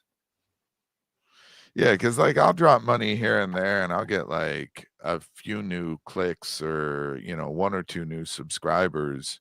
And supposedly they've showed it to like 2.5K people. And I'm just like, I got like a handful of new subscribers for the money that it took for you to show it to 2,500 people. Pass. That's why I did sign up. Odd does have a Patreon, and I did sign up for your Patreon finally. Yeah, I haven't really done anything it's with still it. Well, I've been listen, sitting trying to figure out what to do with it. That's the same. Anthony has the same problem. It's and here even I've noticed it's easier for my D&D channel or writing channel to grow with ads, but we have issues as a hard sell, and I imagine Odd has a similar issue with what he's doing. Yeah. Yep. Because we talk about things that are, well, on my show, I'll say this. We talk about things that are larger issues than most people, I think, want to consume. Right. I think when people are listening to podcasts, they don't necessarily want to think so much as they want to just be entertained and have background noise. And especially with mine, it is weightier stuff and it is getting into topics that make people uncomfortable to talk about. And when I restarted this April, right, when I took my break and I came back, I decided that it was going to be a lot of finger wagging. Yeah. Right. Like, it's now listen, right? Like, I know we want to look for a bad guy, but remember, we're the bad guy. Are we the baddies? Yeah. So it's mine is definitely a hard sell because I'm trying to educate at the same time. I'm trying to, make the mind expand and think about things beyond, what's right here, right in front of them. Because from my viewpoint and the things that I talk about, that's what they want. They want you focused here. They don't want you looking at the long game. They want you up close so you can't see anything beyond that. Yeah. And even Jeff said some channels take take time along with content. The algorithm is different. And to Odd's point, Odd has been doing it for 2021, almost 4 or 5 years. Like the Well, Odd Pod, the Cult of in Odd, that so iteration at least. and Like, yeah, that. But like I've been in this game in 2027. I'll have been in this game for 20 years. and and now I'm realizing that, wow. So it's hard to, with what you had with Mad World Radio and Friday Night Freak Show, you probably had like an audience, like you had a core audience of people. Did that actually transfer over to the Odd Pod, or did you lose those people because you're doing a different format? Did they not even know to like Some transferred. follow you? Yeah. Okay. Some transferred, not all. And not even a large majority. There were a few diehards that, you know, I've got my few ride or dies basically. And you know, sometimes when you reinvent yourself, you've got to find a whole new audience. I hope if you're listening, again, check out the Cult of Odd podcast, wherever you get your podcasts, Spotify, YouTube, Apple's, Patreon. It'll be in the description. That's my, I know, look, Odd's like, I don't want anyone to listen to my show. And I'm like, I don't care. I'm already listening to it. So I'm bringing everyone else into this cult. Honestly, if you just go to thecultofodd.com, you can find everything you need to there. You know, I've got links everywhere. And if you are in communities that are affected currently by the current goings on, there's a resources page that you might find useful as well. Wow. You know what? That's a really, I'm going to do this. I'm sorry. Do it. I'm going to do it. I dare you. I triple dog dare you. I was going to wait till later, but you just set me up with it. Okay. I'm going to read the question as I wrote it, and then I'm going to explain what I meant by this. Okay. How hard has it been remaining neutral in a polarizing world? And do you feel that being a centrist/central friend has legitimized fringe ideas? And to explain that, as much as people might think I go more left or anything, I love to sit in the middle and try to listen to both sides. It's not even about being a centrist. It's about, hey, if the good guys and the bad guys, quote, in this world can't work together, then the good guys can't work together and the bad guys can't work together. You know, trying to be here and sitting here in the middle, and I hear you, and I'm talking in particular because I know, man, Ace, listening to, and I must say I love Ace as a person on the show and as a fascinating. I know people like Ace, and I am friends with people like Ace. I work with a guy like Ace. And to hear from 2020 slowly going through the years, that sort of slide that happens, do you feel responsible for legitimizing those ideas? How hard is it to sit here in the middle like you do all the time? Because you do the same thing I do. We're like, hey, you know what? I'll listen to the skeptic. I'll listen to that veganism episode is a great example of it, where, the one guy was a carnivore and then the other dude was a vegan, and you're sitting here in the middle about, I'm going to eat whatever I want. How hard is that? And do you think that you've fucked up the world for good? That's my best way to put that. No. And go through that question however you want. That one was a real tangler there that I wanted to unspool slowly.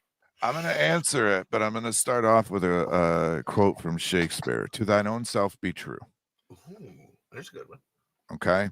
I do not consider myself a centrist. I do not consider myself a member of the left. I damn sure don't consider myself a member of the right. I consider myself a neutral party looking at both sides. Because even as a centrist, you're in the thick of it. And I am very much on the outside looking in. Yes, I live in this country, and yes, I'm affected by policies and interactions and whatnot.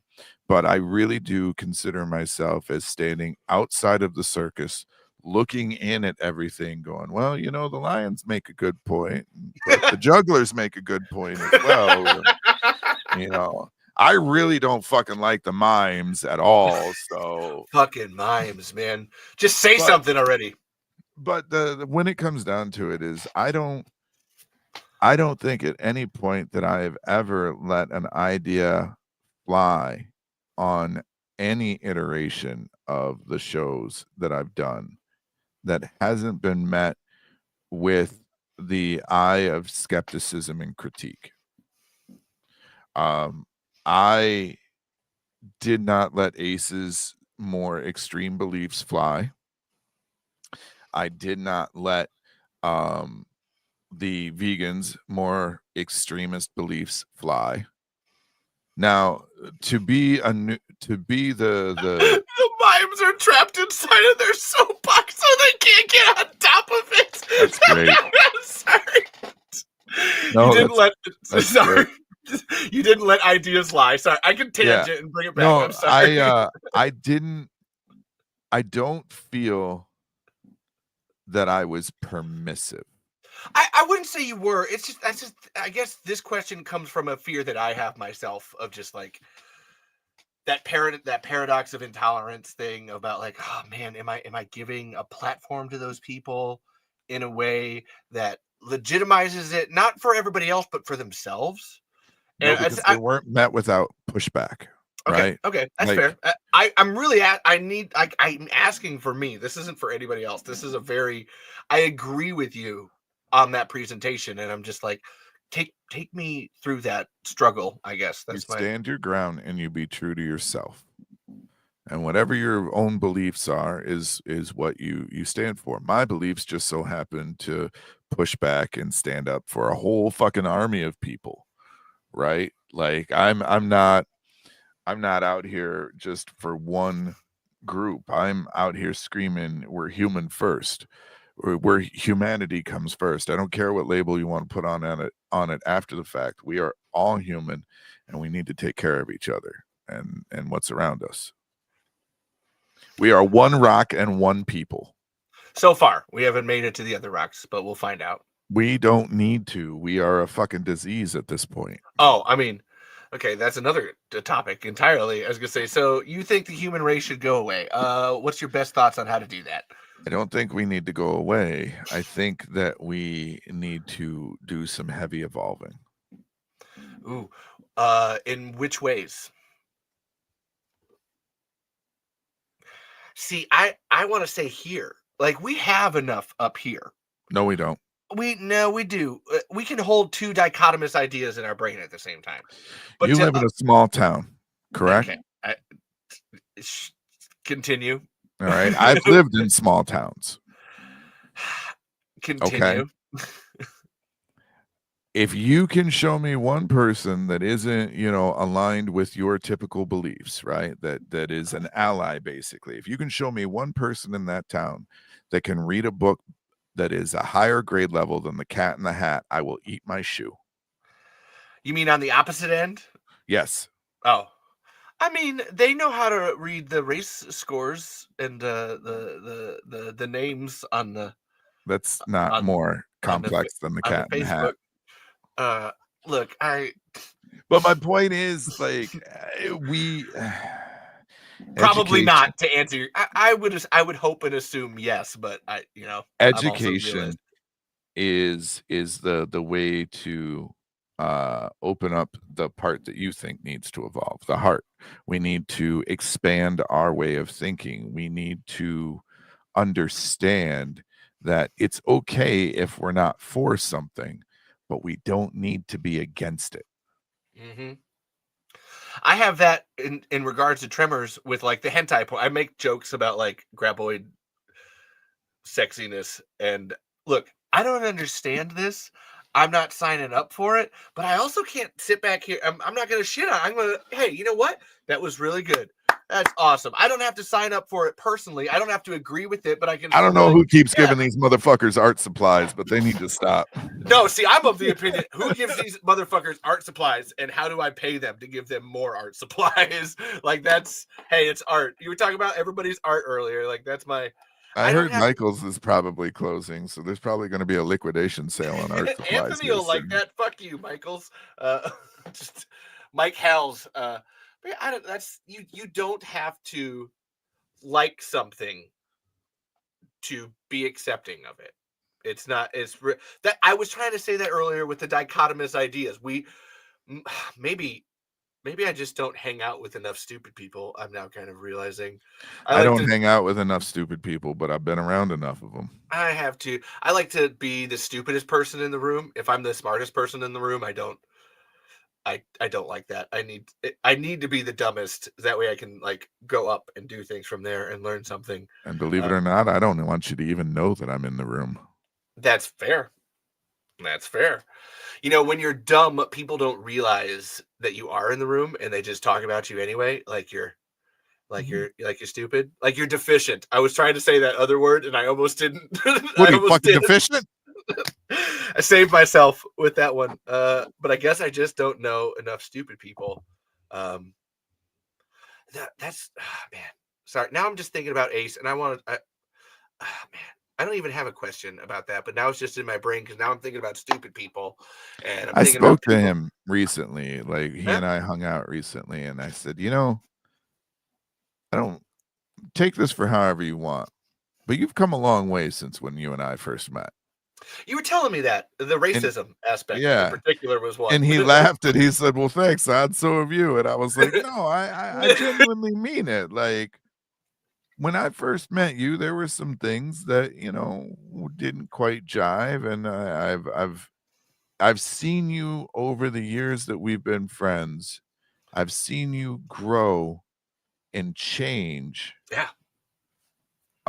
and in a lot of ways become a better person."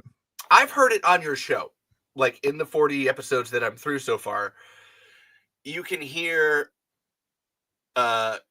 Honestly, for me, it's always the Anunnaki. Whenever Ace is talking about the Anunnaki, and that when he's passionate, with that he's got this background, and I'm very much of the mindset that, man, I want to believe, but I'm aware of what evolution in the world and stuff allows. But that doesn't mean it's not like, fucking you're tell only me about aware of what you've been told. I know, and that's where it's like, but hey, Ace, tell me more. I want to hear more about the Anunnaki, man. Just fucking go off, man. Like, please and thank you.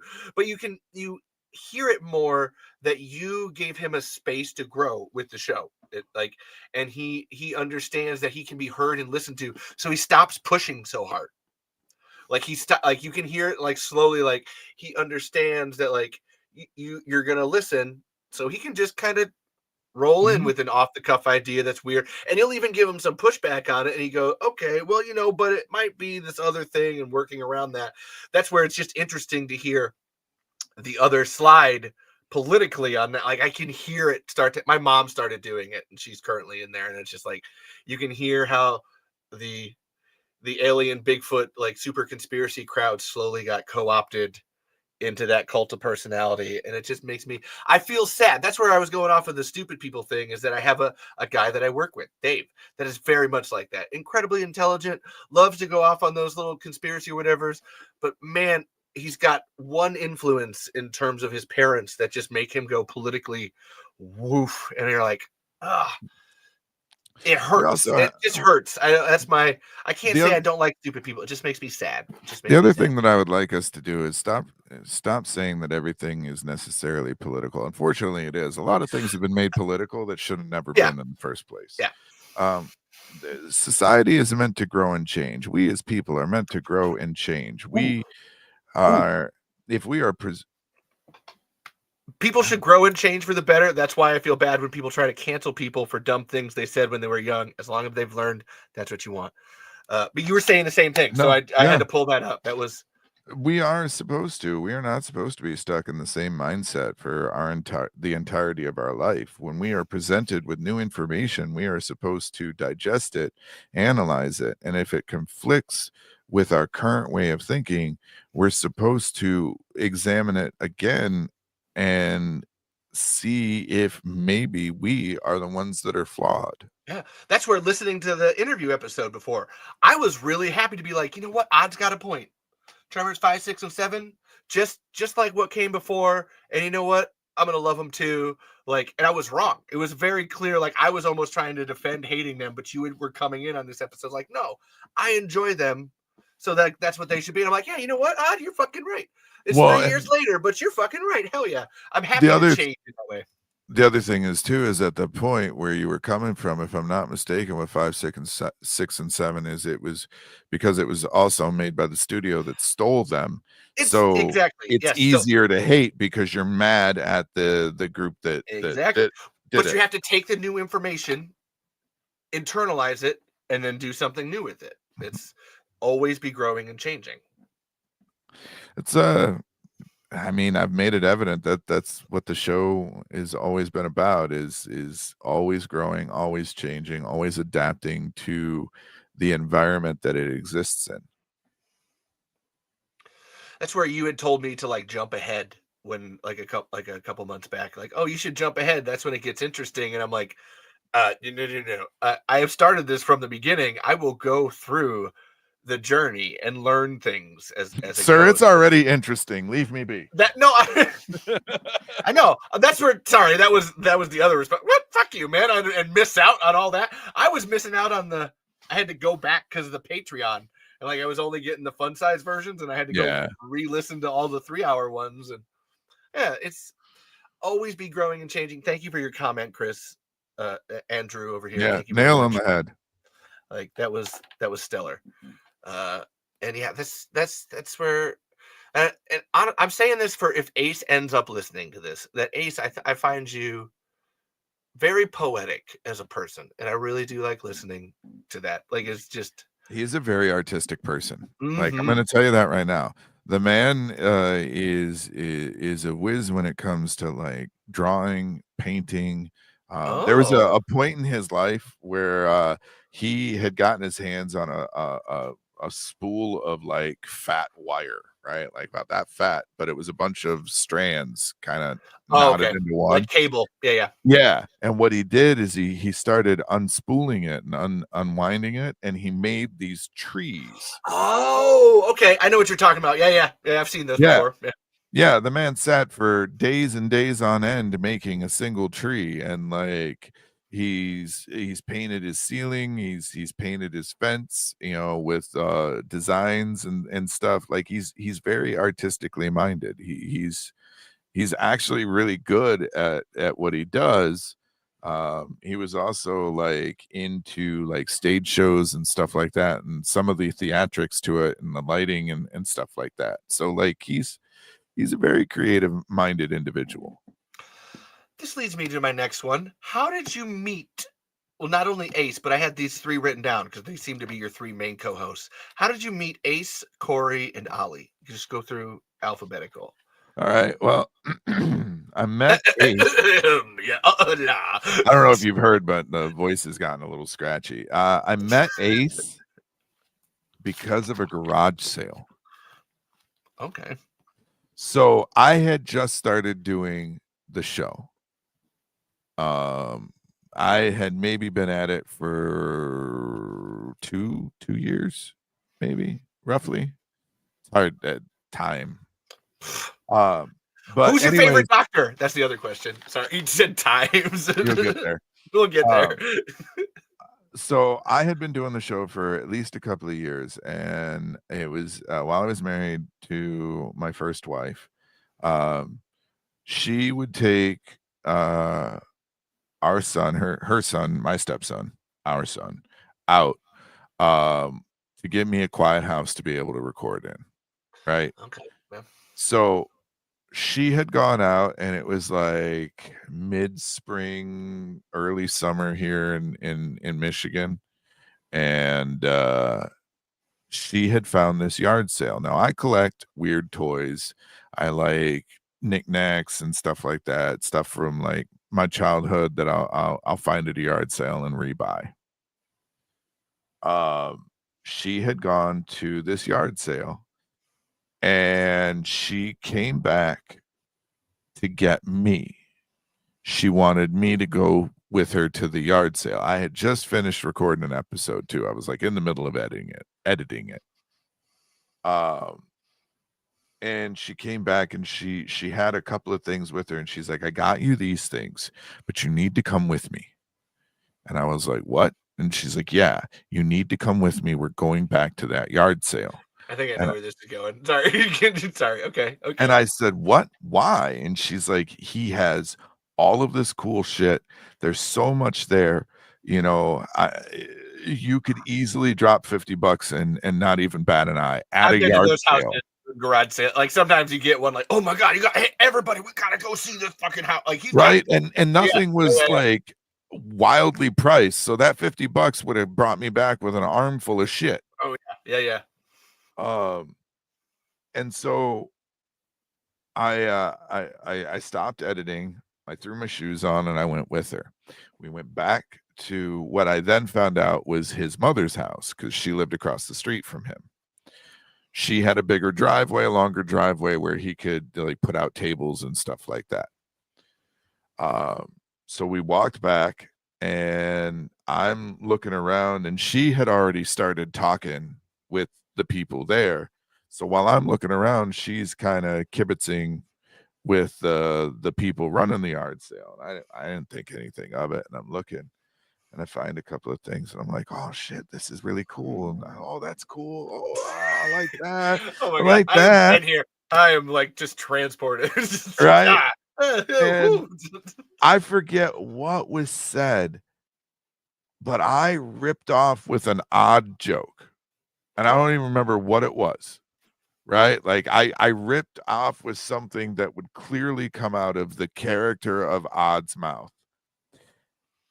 And Ace let out the biggest fucking laughter from the deck. Yeah. And I heard laughter and I picked my head up. I can hear that laugh in my head. I've heard it enough. Yeah. It was long before I even thought of it, but I was like, Yeah. that's one of us. And so he and I struck up a conversation, and I think we spent the next 4 hours at that yard sale. Whoa. Just shooting the shit together. Did he own the yard sale or was he just at the yard sale? Yeah, it was his yard sale. Oh, that's what I assumed that. Sorry. I assumed all of the stuff that I was buying was his shit. By the way you were telling the story, I assumed it was or Ace's stuff, so that makes sense. Yeah, because over the years he had collected a bunch of shit. And he seems the type to. Yeah. Anything like toy, cartoon, music, anything related like that. And so, like I said, for the next 4 hours, we hung out at this stranger's yard sale and had a conversation. And it was like two peas in a pod. In fact, at a point, after we had been hanging out for a while, his own wife had said, he's just you younger to Ace. He's just, it's you in a younger version. Yeah. And, right? Yeah. Yeah, so I'm trying to think of people while I listen to the show. I'm aware. Yeah, the woman that I have always joked hates me. Hates you, yeah, yes, and hates Odd. And then you get I don't know if she exactly hates Odd. It's just thing. Sorry, No, my Ace impression. I'm losing it. Bring me back. Bring me back. That's another Olive, by the way, because you. Damn it! It was too. Shit. Yeah, I don't believe Anne actually hates me, but it's fun to joke about. I get it. So that's how you met Ace. How about Corey? Corey, I met because I was helping a friend move. I think I've heard you tell this one, but tell it for everybody that's not like. But if you have more besides, I just I was helping a friend of mine move.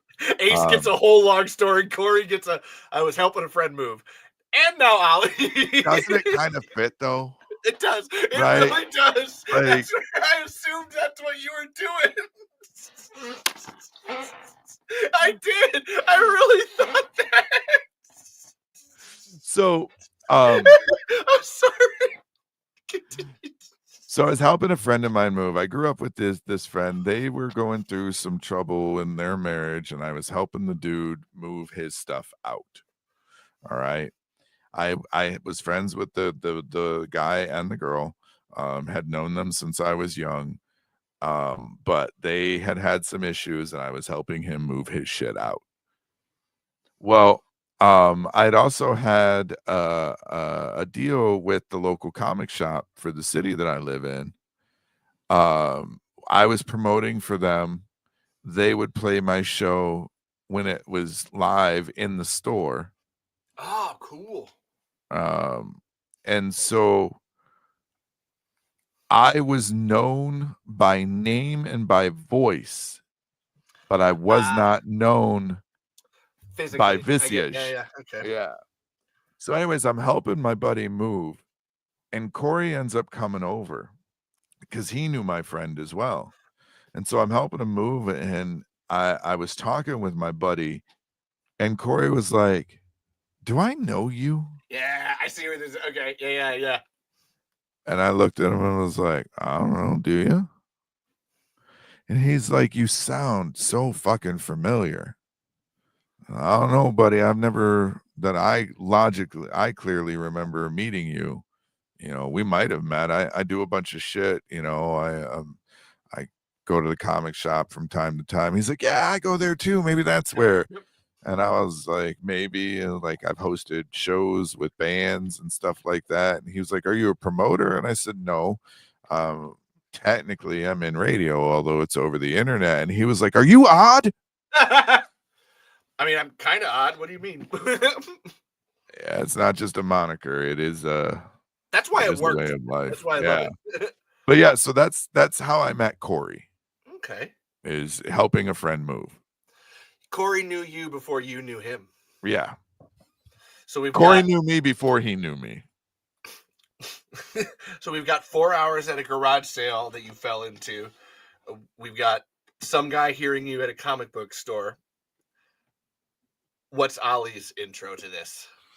I hope she's in the chat. She's probably been lurking. I know you're out there, Sim of the Dead. I know you're out there. Ollie is actually another tale from a comic book store. Ooh. Are you still listening? Like, what version of this story do you want me to tell?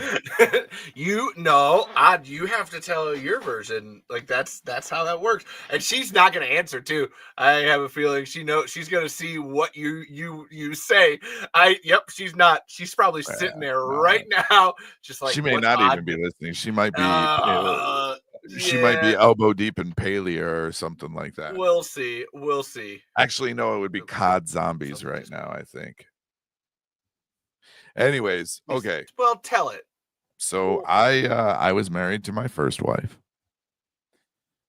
and I was going to a comic book store, and I was actually trying to sway their interest to being a sponsor for the show. So I was putting in the FaceTime, if you will. Right. I was going there, I was buying things, I was chatting with the workers, chatting with the owner. And the owner's daughter worked at the shop quite a bit, and her and I kind of became friends. Well, her and Ollie were dating, and I still maintain for the first 6 months that Ollie knew me, she hated my guts. That was Caitlin with me, so I get it. Yeah, absolutely hated me. Because my approach at life is, if I like you, I'm gonna pick on you. Right? I'm gonna make fun of you. I'm just gonna eat the olive right now because I know it's coming. Yes, Kevin Bacon's pilot. I know. What about it? Continue. I wasn't even gonna do it. Oh, sure you weren't. Okay. Anyways, if I like you, I'm gonna pick on you. If I don't like you, I'm gonna be super nice to you. All right, because it's just my way. I really gotta dislike you to be mean to you, like genuinely mean to you.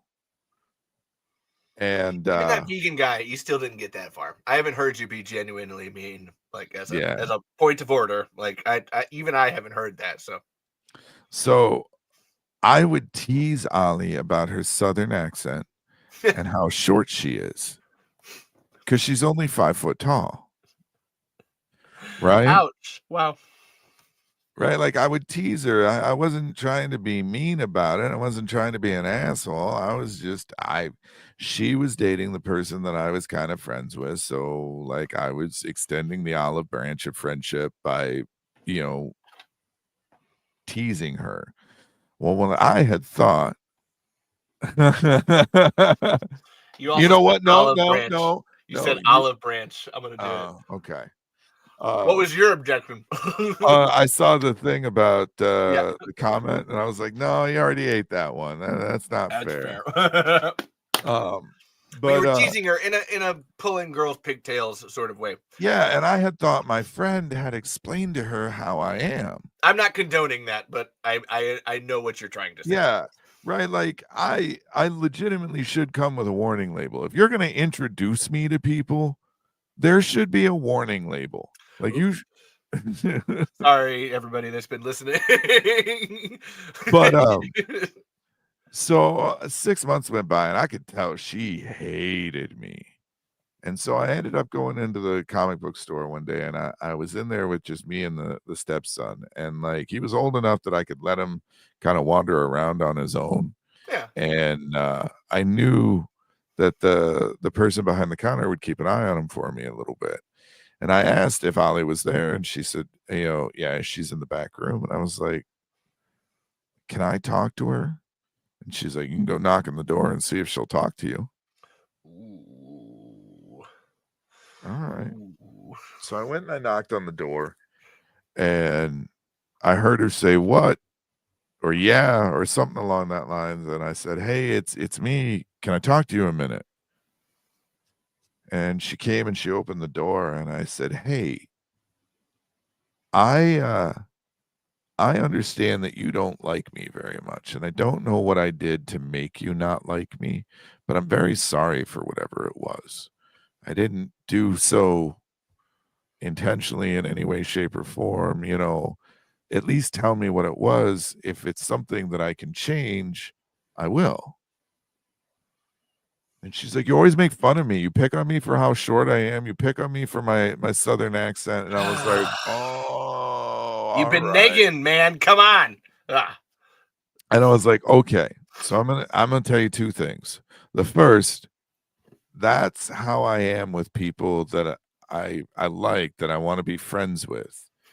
And I explained it, like I pick on those that I like, and I'm super nice to people that I dislike. So if I'm being super nice to you, I don't like you very much. You fucking Gen Xer, you 80s kid, you. Yeah. And You're all the same. I will make that generalization that all those 80s kids, negging is number one in terms of trying to do anything. Noted. Anthony, God damn it. That'll do it. That'll do it. Yep. And then I said, I'm very sorry, and I will work on not being so mean. Good. And I did. I didn't pick on her as much. I'd let a joke fly here or there, but like I wasn't as abrasive about it as I had been. And slowly our relationship, got better. She was, still dating the daughter of the store owners. And then my first marriage fell apart, and Ollie and I had kind of struck up a decent friendship even during that marriage. And this is years later, mind you. Oh, wow. Right? Okay. This is not a short timeline type deal. Okay. Yeah, I get you. We had genuinely struck up a friendship. We had similar interests. And so we would talk on occasion. And when we did, it was like getting two ADHD people in the room together, right? That have those similar interests. I know the conversations, right? That feel like you're a coked up squirrel. What we've been doing for the last 2 hours. Yes, I know what you're talking about. Yeah. Sorry. What are you, deficient? Yes. So we had grown friendly with each other, and then my first wife left, and I talked to Ollie a little bit about it, and then I went on what I like to call the Horrorpalooza tour. Right? It took me about yeah, there you go. That's about like dust mites in a vacuum. Yeah. After about 3 months, I pulled myself out of the fucking self-loathing sad sack. For anybody not getting, I had to really hold it down. Sorry, you pulled yourself out. Yeah, a lot. Fuck, God, I'm eating an olive for that. That was bad. But I pulled myself out of the funk that I was in for my first wife having left, and I decided to put Tinder to work. That's not where I thought you were going. And I did. I had a Yeah. shit ton of fucking Mm. yeah, a lot of fun though. Yeah. You know that scene in every movie where they show you what a wormhole is by taking a piece of paper and a pen? That I was saw Odd's many a penis. wormholes. Many a wormhole. Yeah. Christopher Nolan style. But so I got tired of the meaningless fucking one night stand bullshit, and a friend of mine tried to hook me up with a friend of theirs, and it didn't work. First off, she hated the fact that I was like, you know what, I want to go I want to go at least a couple of months without having sex. I want to see Smart. if there's something worth getting into here before we make our unwashed parts touch. And she hated that. She had 2 kids, and she acted like a child herself, and like there's a lot of other stories that I could share that I won't. You can go as far or as little as you want to. I'm not that I see the muck you're wading through. So you can dive into that muck okay. as much as you want. She had never ever thought about a razor. Ugh. Okay. I mean, that's fine in doses. That's a personal choice, right? Yeah. Okay. But if you're not gonna think about a razor, at least keep your hygiene level up. Yeah. Showers are good. Okay. Showers, things that smell good in specific areas might be a good idea. She also, oh my God, where are we going? have you seen the video of the cat trying to eat a banana? I don't need to. I now have an image of a cat trying to eat a banana in my head. Just gnawing on it? Oh, I was thinking more licking, but that's fine. No, Like gnawing. Yeah, more like side of your mouth gnawing. Yeah. Yeah, I know, baby. I know. Man, someone's just taking really bad screenshots. But suffice to say, I had to teach her how to do certain things. This is the exact same conversation Val had with Earl. Damn it, Valentine, you gotta keep your penis clean. Look, Earl, I don't need to keep none of my junk clean. You're gonna suck it however you want to. Well, that may be true. But I made bologna and beans yesterday. Yeah. I'm gonna eat your bologna and beans right now, boy.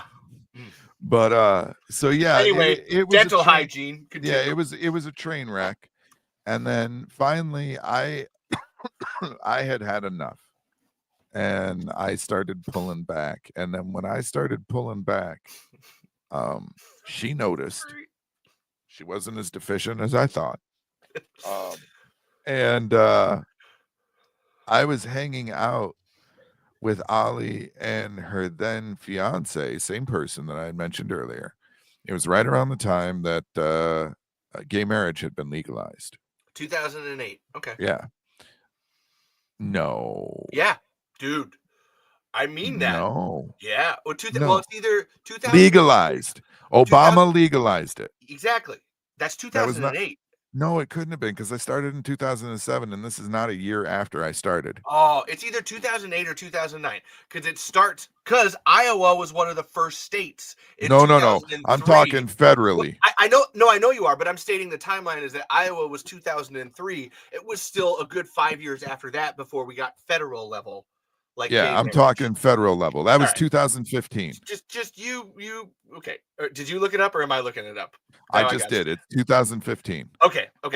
Really? I thought that was wasted. Here, continue talking.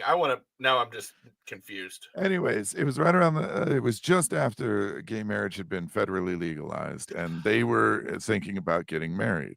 Okay, I had it wrong. Sorry. I got it. You're right. For those that don't know, and why would you? I'm an ordained minister. I still am. Well, you're the cult of Odd. I'd hope they'd put those two and two together. But I am legitimately an ordained minister. That's part of the reason why I started the cult too. What religion? Non-denominational. Okay. Yeah. And they wanted to get married. Well, I had done several marriages, and one of the things that I did with each marriage that I put my name on the paperwork for is I wanted to talk to both of the people. I wanted to see where their heads were at. I did not want to put my name on a marriage that I thought was going to fall apart quickly. So they're over there sitting and talking with me about marriage plans, and we were kind of coming up with stuff that we wanted to do. And this woman shows up. It's the one that I'm dating. Just out of the blue shows up. At this wedding, or no, it's at my house. We were okay. sitting and talking on my front porch. Okay. This woman that I was dating showed up out of the blue, and came up and asked if we could talk. All right. I excused myself from the front porch. I brought her into the house. I came downstairs to the basement and I sat and I was like, okay, we're alone. What do you want to say? And she stood there and she's like, well, I just want, and like I said, I had pulled back. I had told her I wasn't feeling it, that we needed to just be friends and whatnot. I'm sitting in my chair. She's standing and talking to me. She lunges forward, forcibly kisses me, and then drops a letter in my lap. Whoa. And then runs up the stairs and out of the house. That was not where I thought this story was going. What the fuck? Oh my God. Like she lunged at you and dropped the letter at this. Yeah, she lunged at me to kiss me. Which I did not approve. I did not consent. I was not. It doesn't matter what sex you are. Hey, that's still non-consensual. She dropped a handwritten letter, like folded up like it was in high school, in my lap, and then walked out of the house. I'm sitting here fuming because I was just kissed against my will. Oh my God. Jesus. All right. I know I'm a guy. We're not supposed to get upset about that shit, but it pissed me the fuck off. Yes. Be in that space. You're fine, man. That's fair. And I had the letter in my hand and I walked upstairs and I pushed open the screen door. Mind you, Ollie and her fiance are sitting on the porch. They've just seen this girl come running out of my house. I see this. And now I come out, bash the fucking screen door open. It swings wildly. I'm standing there on the porch, angry. Yeah, this is one of those moments that I can tell. Yeah, angry odd. I would not want to fuck with. She's pulling away, and I'm standing there just fuming. And they both look at me and go, "What the fuck was that?" And I then explain, and they're like, "Dude, that's not right." And Ollie grabs the letter that I had in my hand. Yeah. And opened it, and it looked like a fucking second grader had wrote it. It looked like that.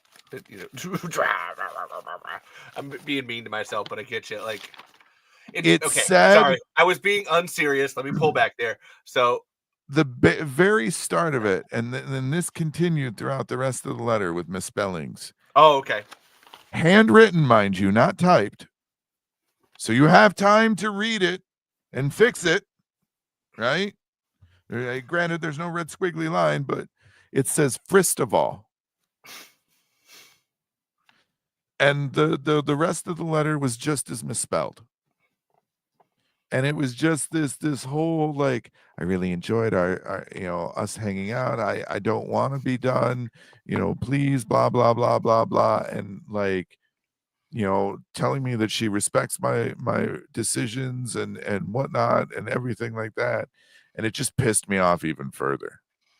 Yeah, talk about respecting decisions after you've just been assaulted, sexually assaulted, which is a very important distinction. Like, I was so mad that I had a pint of Fireball whiskey. Oh. I could not I could not unmad myself. Oh, and I'm gonna okay. This is for everybody that's listening in podcast land.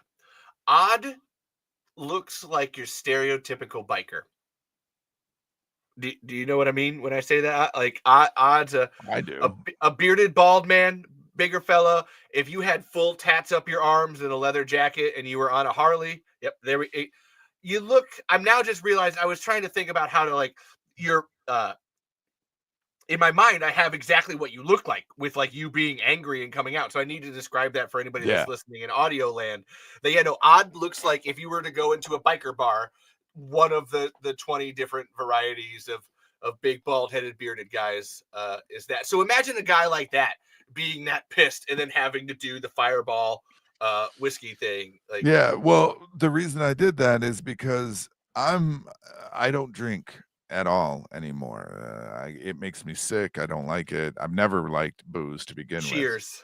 But I am one of two different types of drunks.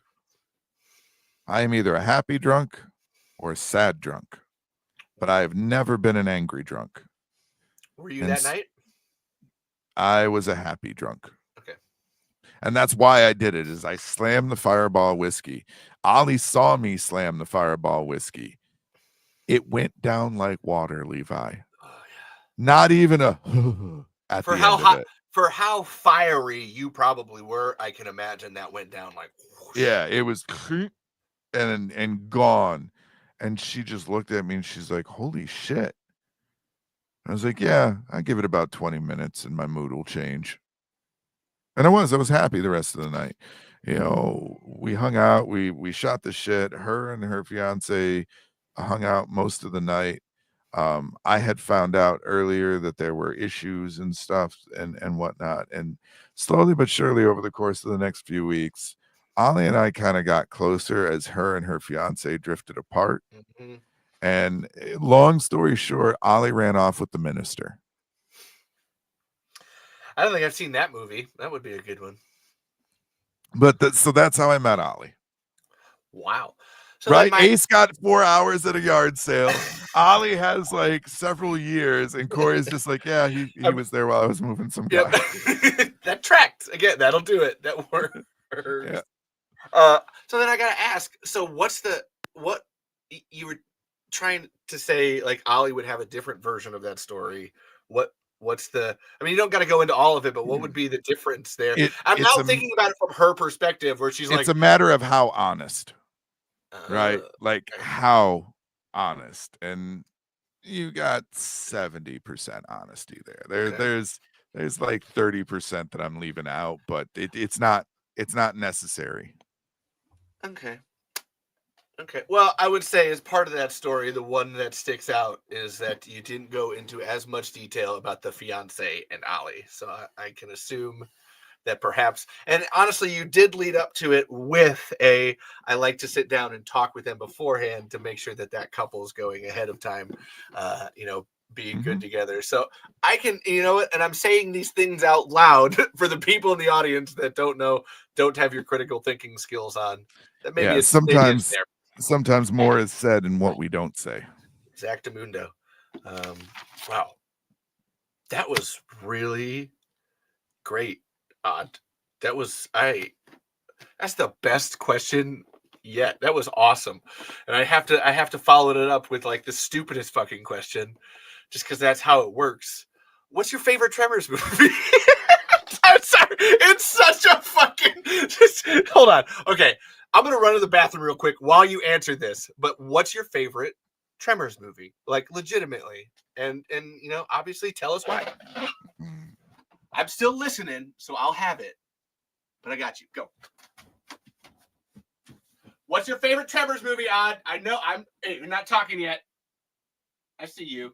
See, I like to do this when people walk away from where their microphone is, because sometimes, a lot of the time, when they do walk away, but they leave their wireless headphones on. My friend Skelly figured this out recently, is that I just like to keep talking about whatever has come to mind, and I will just completely word vomit and just keep going, saying nothing at all and everything all at once. But no, to answer Levi's question, also chair hype. right? Chair hype for the stream. Everybody like the chair.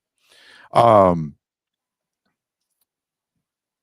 gotta say, and it's probably gonna sound like such a cop-out answer, but I gotta say it's the first Tremors movie because there are so many of my memories that are tied up with my mom in that movie that all the rest of them were great, but like getting introduced to the Tremors series with Tremors 1 by my mom, sitting and watching it with her, that's what makes it my favorite Tremors movie. It has nothing to do really with the movie itself.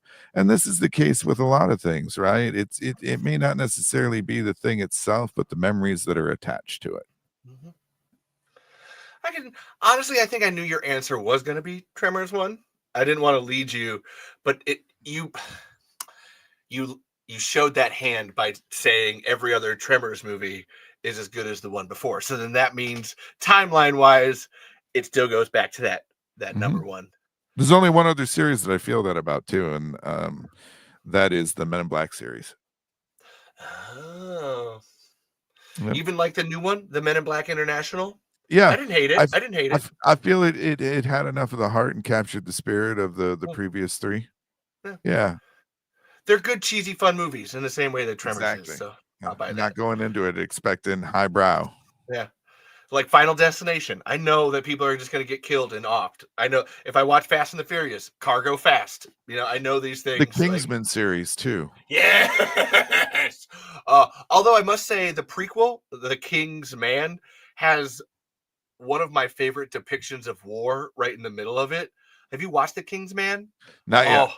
Oh, I can't spoil it. Oh, the last one I saw was when they came to the U.S., right? The Golden whiskey. Circle. I fucking love when Merlin is singing Country Roads as he dies. Oh my God. Fucking so good. But the prequel actually does try to take like a harder look. And I actually appreciated that. Like it's during World War I, and there's a good 15-minute sequence that really makes you appreciate how horrible war is in those movies. But yeah, actual grit. But most of the time, you're still going to have fun. Like, I can read a lot into Tremors and everything that's happened politically, queer, woke, all these things. But the funness that you get out of watching them, that never goes away. That's why I enjoy them. Like I said, I can draw allegories and stuff, but just that sitting down, watching the movie and just like turning your brain off and having fun, it's hard to beat. And I want to apologize to your fan base too. I am a talker. I believe in stories. Listen, about Skelly and chair hype. I don't know what chair hype means. Do you mean this chair? Yeah. So it's a stupid thing for like streamers and whatnot when they're playing games. There was a streamer or two, I forget who it was, but like they had it in their stream. Like their stream would like when they'd get up to have to go do something real quick during stream. The entire chat would be like chair hype. Yeah. And then Skelly will regularly like leave his headphones on when we're in a Discord call, and because he's not at his microphone, that's when I'll take the opportunity to say some of the most out of pocket shit because he can't respond. And usually when he comes back, I get a fuck you. Well, I appreciated your answer. I was listening. And to your point about story, I that's what I wanted. Like that was, you just went on like a 20-minute existential rant about meeting three people who are incredibly important in your life. That's why, again, I had to follow it up. Sort of important. Wow, Corey. You heard it here first, folks. Corey sucks ass. And Corey's always been kind of the whipping boy, though. You got to have a lightning rod. Yeah. It's important. I am both host and lightning rod on my own show, so it usually comes at me. So make fun of me more. I make it an effort never to make fun of the host. Usually. Sometimes. Please. Maybe. That's what the olives are for, baby. Please mock me to your heart's content. Hey, tell me about that Kevin Bacon pilot.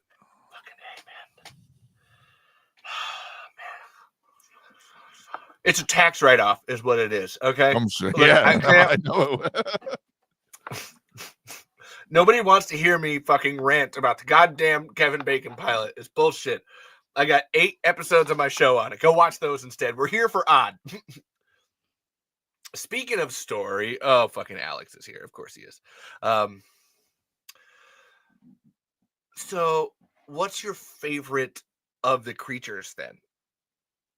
What do you Like mean? I'm like Of the graboid, Tremors? shrieker, and ass blaster. Like what? I'm gonna assume it's probably graboid, but Yeah, it maybe I'm is. wrong. Maybe I'm I wrong. like no, you're right on. I like the worms the most.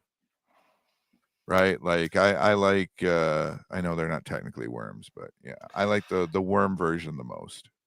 There's cephalopods. I think. I think that's what the sciencey people I follow tell me, but I could be wrong on that. I think the reason I like the worms the most is like the shriekers make the noise to let you know they're around. The ass blasters are very visible, but the worms are underground. Hmm. And that means they can get you at any moment. That underneath there, just always watching, lurking, waiting. The Jaws effect. You don't ever actually see it. It's just.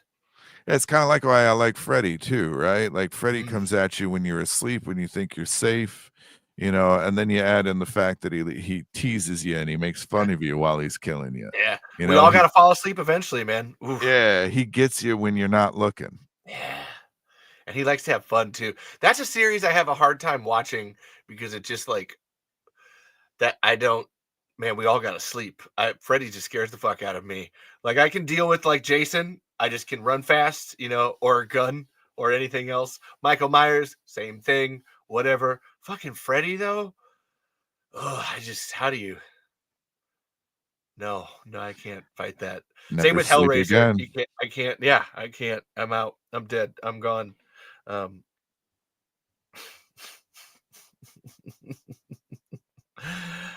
I want to ask you this other question, but I need to wait till later because now there's a space and a breathing and a paused.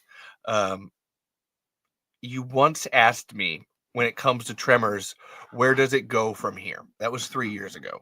Mhm. Do you? And I tried to convince you at the time of like talking about Tremors, a series that you go into the past or you go to other countries and you move around and stuff. Where do you see Tremors going from here? Well, I sure as fuck don't want to go into space. That's like the death Nah, knell for I every know you were. fucking franchise. However, we were talking about this goes back to what we were talking about before we got started is like I think a good idea for a movie would maybe to give a little explanation as to where the worms actually came from. I think that a good possible answer would The obviously hood. the hood with the Obviously, the hood. leprechauns. Fuck With the yeah. leprechaun. Fuck yeah. There's just the leprechaun riding it like Beetlejuice on a sandworm. Um, but no, my thought process is what if they are from Earth, but they came here eons ago, right? Mhm. What if they were riding in the meteor that destroyed that killed the The dinosaurs, dinosaurs, yeah. right?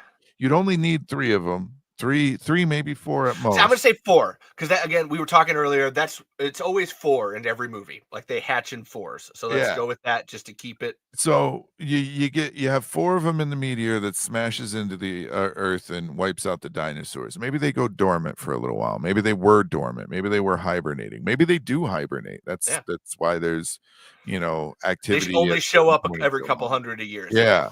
So when they wake up, they go in different directions, and that's how you get the different like subsects, Mhm. right? So the worms that the graboids that were in perfection are not the same as the graboids that were in South America, and is not the same as the graboids that were in Antarctica, Mhm. right? They're very different. Um, and so maybe you explain somehow, some way that they've been here the whole time, right? And they were able to freely multiply. They reproduce asexually for the most part, right? Like Once they a just got shrieker it. gets enough food, they blow up more, Well, more, and more. the worms have to spit out something to create the shriekers, right? No, they burst out of the shriekers. Like Okay, think of the graboid as like a cocoon. And when the shrieker gets that's big right. enough, the It's been a while. 3 to 6 of them pop out like a butterfly, Yeah. and then that's where they come from. So, the worms would have created the fucking shriekers, the ass blasters and whatnot. They would have existed throughout society, and then the final metamorphosis is laying the worms again to start the process all over again.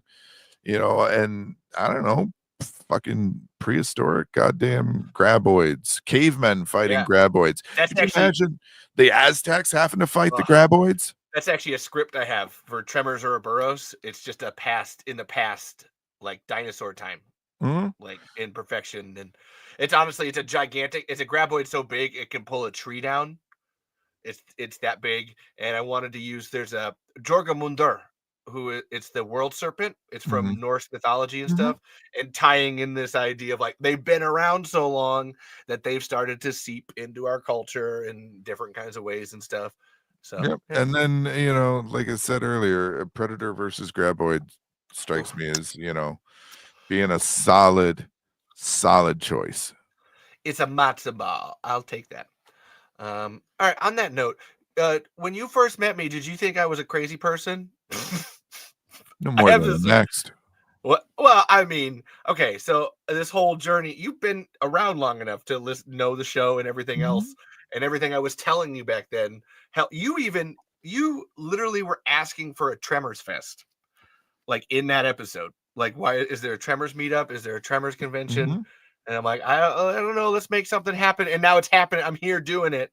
Like, did I sound like a crazy person? That's a very narcissistic question. I'm just like, from an outsider, this Well, weird person okay. comes up talking a bunch of Tremors and like, oh, there's rights and stuff, and we're getting them back for Stampede. Like, what? So Hit if me. we talk about the word fan, right? The word fan stems from fanatic, Hmm. right? Now, someone who is a fanatic could seem crazy to the outside observer. Cult of Odd. Sorry, I'm trying to point at the. Technically, I that's the original term of fanatic. Is usually a religious fanatic. So, uh-huh. so So no, I don't think you were crazy. I think, and I still do, and I know it now, is like you're extremely passionate about the thing that you love the most. You identify with this series for reasons we've discussed before. you can say that. You can say that sentence out. You bastard. You broke my heart with that one. But no, I do not think you were a crazy person. I think you found something that you love and that you knew other people loved, and you found yourself while finding your community. Mhm. Odd said a very specific sentence to me that I need to repeat out loud because it's not necessarily for me. It's also for Odd to realize that this is how smart and well meaning he is. Odd told me, you saw something that was discarded and had value and identified that in yourself. So, everybody take that and breathe in it for a moment. That whatever I'm doing with Tremors, I may be passionate about. What's your thing? Odd has speaking to the people. Anthony's is comic book and vampires. No, well, I mean, or I wanna education, I wanna edutainment. We redirect. always say educate or infotainment. Yeah, I wanna Pick me. redirect there. It's not speaking to the people, it's speaking for the people. I prefer to be a voice for those who feel voiceless. Speaking with, is that better or for, like for seems like you're doing it for? I'm sorry, now I'm speaking for you. My bad. Um, I speaking for say the the people. things that most people would feel uncomfortable saying out loud,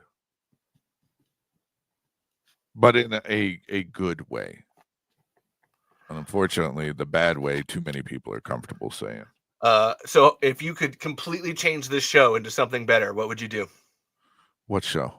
This one right now. I mean, Like everything. this episode or No, your no, no. I fucking mean, my whole podcast? fucking podcast. Sorry, I'm like, I want you to say something bad about me. Like, dig me. Like you said, you love somebody when you dig on them. Hit me. What would you change about this show? Go.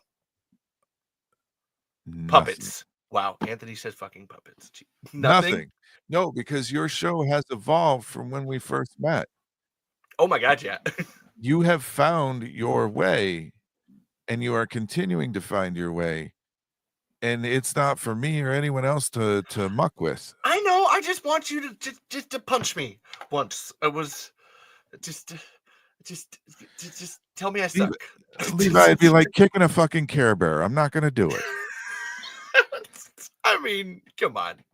Who Look, hasn't, I know hasn't wanted to kick a Care Bear? Raise your hands, everybody. Come on. I don't have any problem with the Care Bears. I bet they'd squeak when you kick them though, like a dog toy. God damn it. They probably do. And then Anthony over here, you used to be a worm and you evolved into a shrieker, and now you're asking him to ass blast you. Yes, Anthony, I am. More singing, apparently. We need more singing. More improv and singing for Jesus Christ. So did you ever actually look up the Stargate theme song?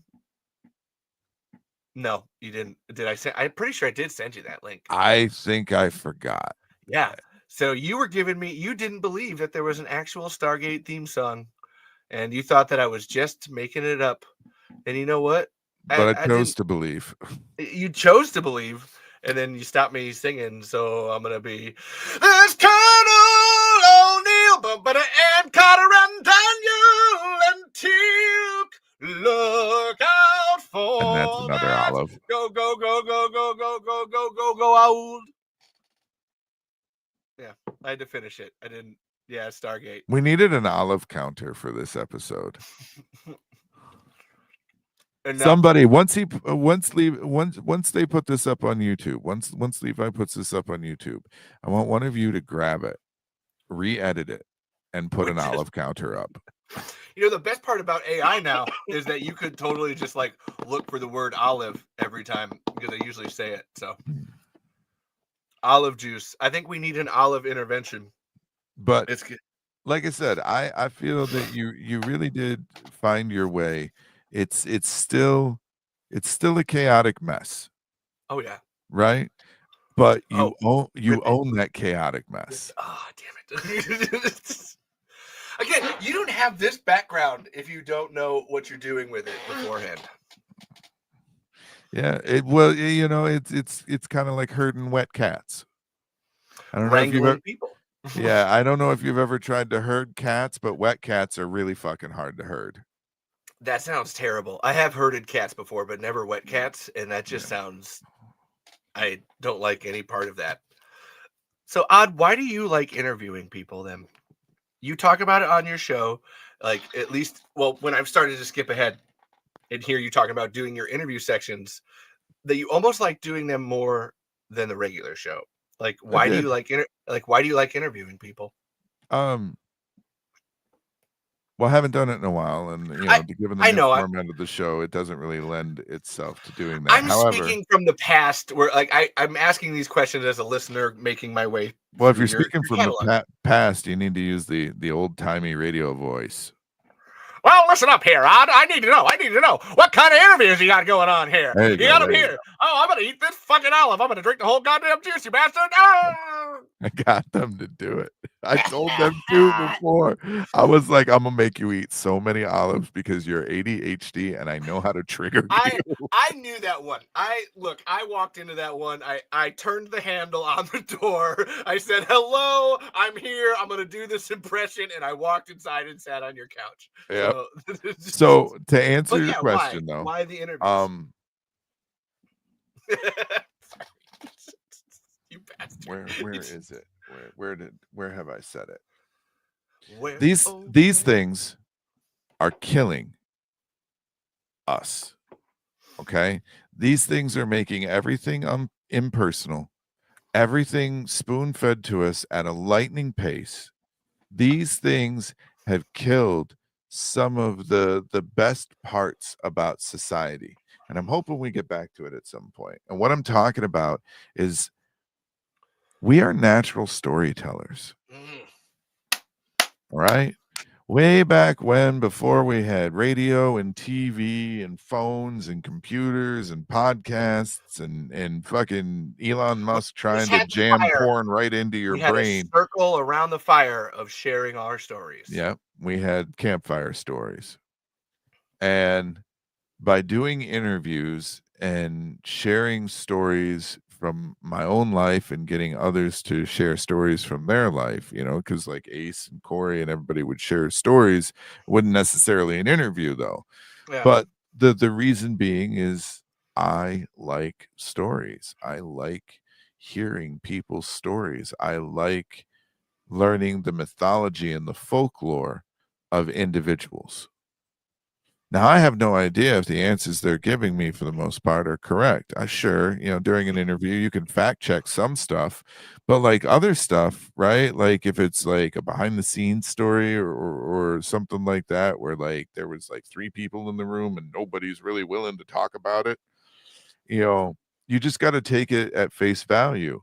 But getting that story, being brought into that experience, and being given the snapshot of that moment, man, that's better than any TV show, movie, or book you'll ever come across.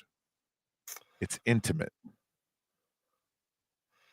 You, as I was listening to your episode and our episode together, I was having a completely fine time with it. Like it was just like, oh, I was kind of learning a little bit, and then we get to the tell me a story part, and I remembered what story I was gonna tell, and I was like, oh my god, I don't want to hear this. Holy shit! I almost skipped ahead on myself, but I was like, nope, I'm gonna listen to this whole episode. This is a process, and that story, even my own story, played back to me was a definite like, wow, okay. Yeah, that still sounds terrible. Like it was like, oh my god, is that actually no, that sounds just as bad as it did probably when I was telling it. And you're like, oh wow, that's a really powerful story. And I shouldn't be afraid to tell it because it is so painful, but it's like, oh no, that's one. Whoa. And I just learned this like 3 to 4 hours ago when I was listening to it before this, and I was like, damn. But the power of a story inside of what you're doing is ooh, storytelling's our first real love as a species. Mhm. It's ooh, truly fascinating. Oh, hold on. I had And you never knew what you were gonna get when you asked someone, "Tell me a story." right. Uh, which leads me to my. This is a great question on this, and it's what I loved about your My Bigfoot documentary was the Bigfoot story. Not necessarily the stories about Bigfoot, but the fear that people would have in telling the stories. Why do you think that is? Like, beyond cultural repression, is there something more there? Like, what stops people from wanting to tell that story in particular? It was fascinating to me listening to that documentary. Again, please check it out. I'll put a link in the description. My Bigfoot at thecultofoddpodcast.com. Like, I'm gonna ask a question to answer your question. okay. Why are you afraid to tell people who and what you are? Some people, like there's people in your life that know who and what you are, but why are you afraid to tell people who and what you are? I just don't want to die. I think that's my biggest answer to that question. But there is a level of that that comes with those Bigfoot stories as well, because if you, especially in the areas that you find them in, if you start talking a little too crazy and a little too much out there stuff, your safety's at risk, right? You're seen as the town Yahoo.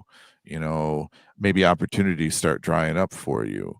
There may be religious people who might want to take you out, right? So that is why, is because you're seen as different, as odd, as is not normal. Just really had to say that word. Wow. I do very well not to use the word that is my name. No, you used it. No, but you use it well. When you do use it, it's always in that like perfect little mic drop way. And it's why I like the idea of a cult of odd, because it's not necessarily you. Yeah, Like it is all of these oddities, all of these weirdos. I am simply your friendly neighborhood cult leader. Yep. But no, that's what it is. It's the fear. Maybe not to the extreme that you feel the fear, but it's the fear of being seen as different. I would honestly say they're the same. Now, when you explain it to me like that, I can see that no, that's just a straight up saying, maybe a different facet on the lens, but they're very similar. And that's where I even had the thought too. That's why I wrote my script with it that like the maybe the Bigfoot thing ends up being a grander metaphor for things that we hide in general. Just like maybe two dudes are going out to the woods and fucking, and they're just using a Bigfoot cover as a story on it, and they don't Why do ever you want guys smell like shit? Oh, we got attacked by Bigfoot. to. Why are you missing a clump of hair? Bigfoot got me. It wasn't Paul, I promise. Where'd them scratches on your back come from, Bigfoot? Bigfoot. We've been squatching. I bet you were.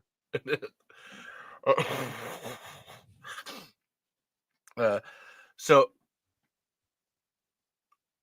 you know, I was going to ask this other question. So we were talking earlier about like being polarized and things changing. Now we're on this storytelling topic. So in the Tremor Saga group, the last 2 months, there's been this grand shift. What do you think about the new Tremors memes? Like that's an art of storytelling, I think, in and of itself.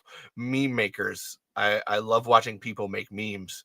Like, what do you think about that shift that has been happening? If you've noticed one, Some of them are pretty funny, but some of them are like obscure jokes that I don't get, and I'm just like, Yeah. you know, as long as someone's happy.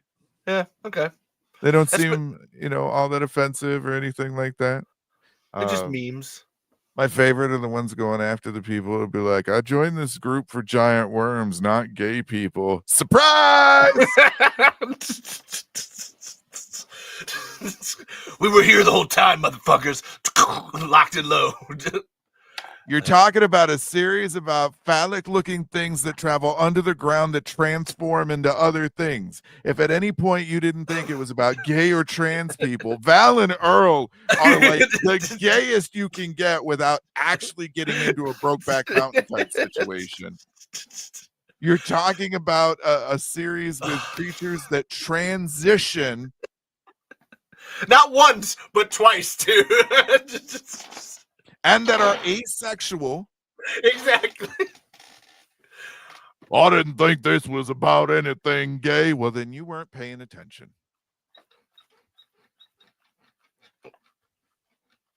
Yeah. Oh, you read too much into stuff. Do I? Or do you just not read enough? Do I? There's a reason there's a whole 32-page comic on their love affair. Like, you don't. Yeah. Come on, people. Right? Yeah. They were about as gay as you were going to get. Right? And I'm not even going to say gay, right? Because like Val and Earl both showed a predilection for the fairer sex as well. They're bisexual. Yeah. That's always mine. Yeah. Now, Val strike me as try. That motherfucker would try anything once. Fuck yeah, you would. Holy shit. Have you Might go back a second time just to see if he liked it or not. Hey, Earl, I'm just double dipping, man. I got my fruit punch stick. Punch me off another one. Click. Dang, she got beans and bologna. Earl, you ever been to Thailand? But yeah, so anytime I see like, I don't understand what's all this gay and trans stuff, I'm like, well, you're not paying attention. What's funny is that I didn't even see it until the gay and trans people told me about it. And then I was like, you know what? You're not wrong. Like, look, I have missed this for the last 20 years.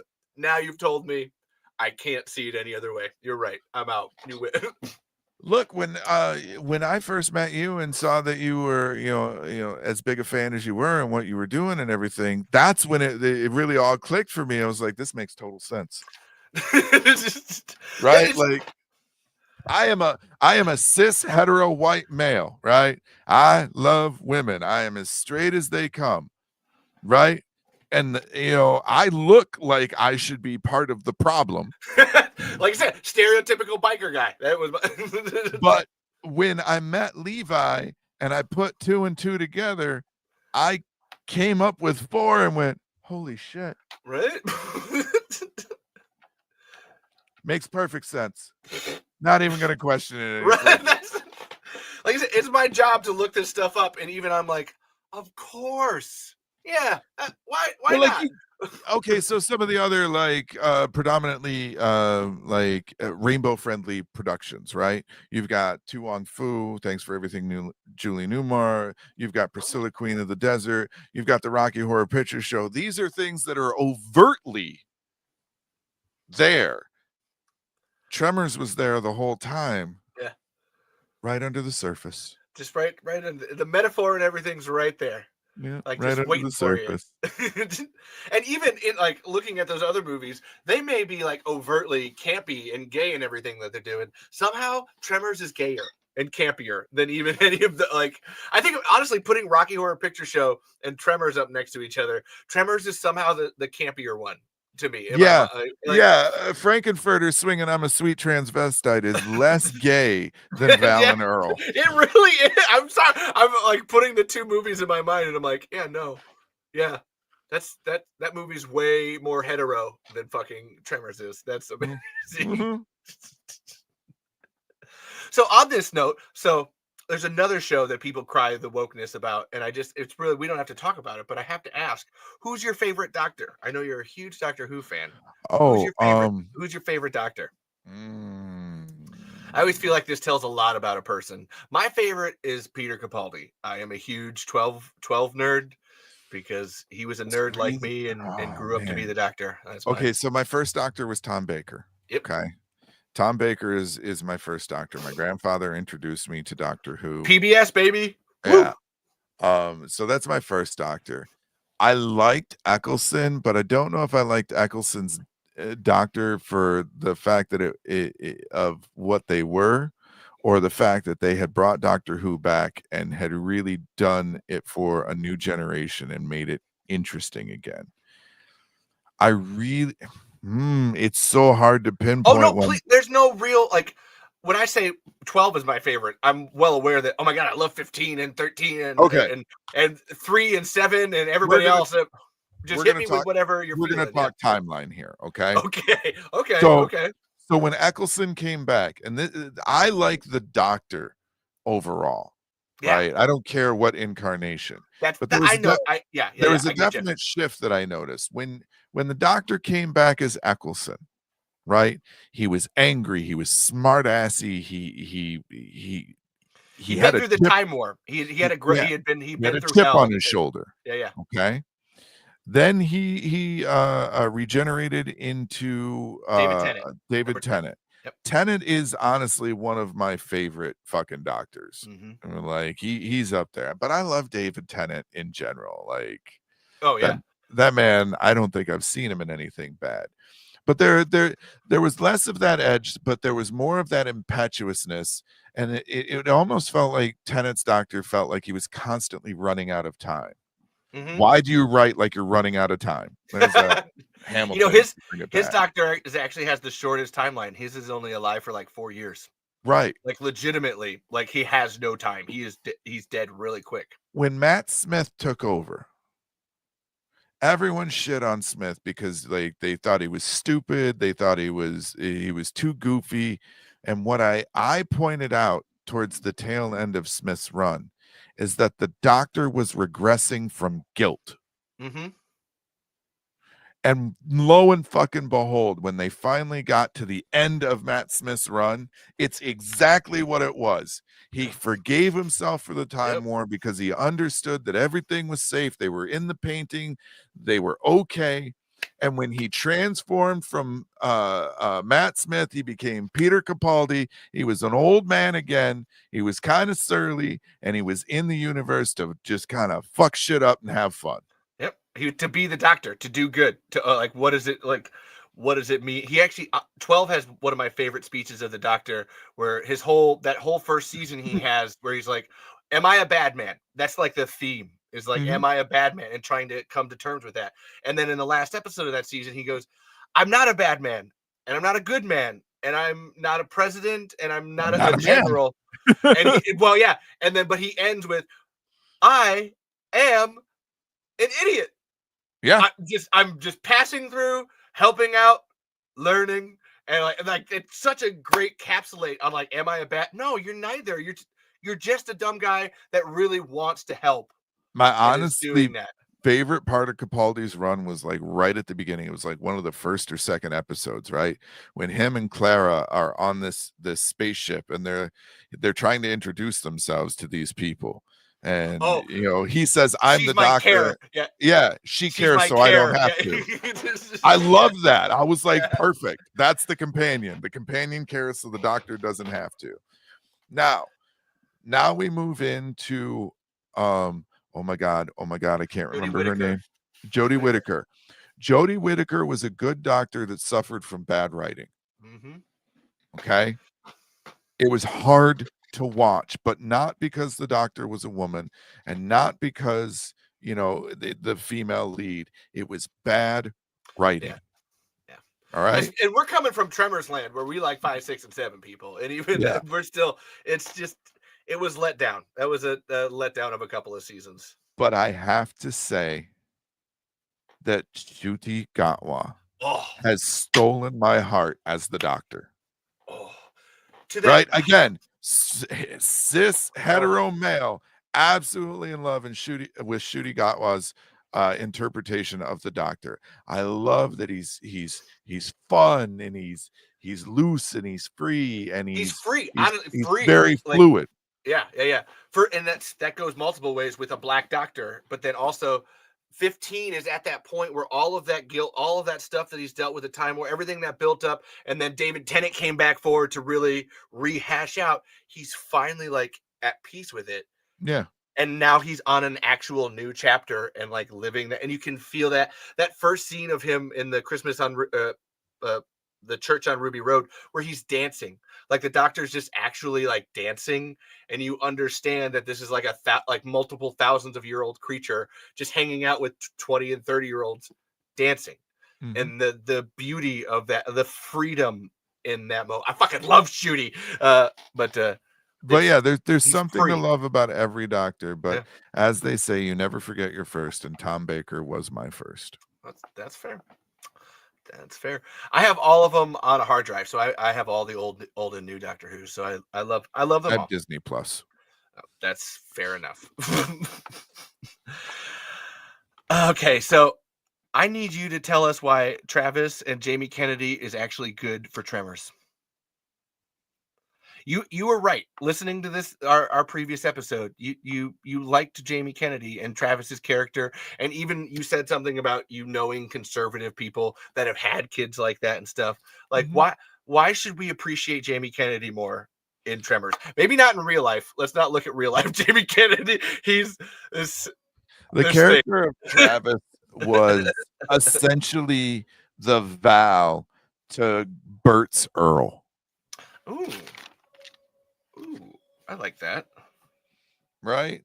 So as crazy and as fucking, doomsday prepper as Bert, ended up being colored of it, overall. Yeah. Right? He still was kind of grounded in the sense of how Earl was.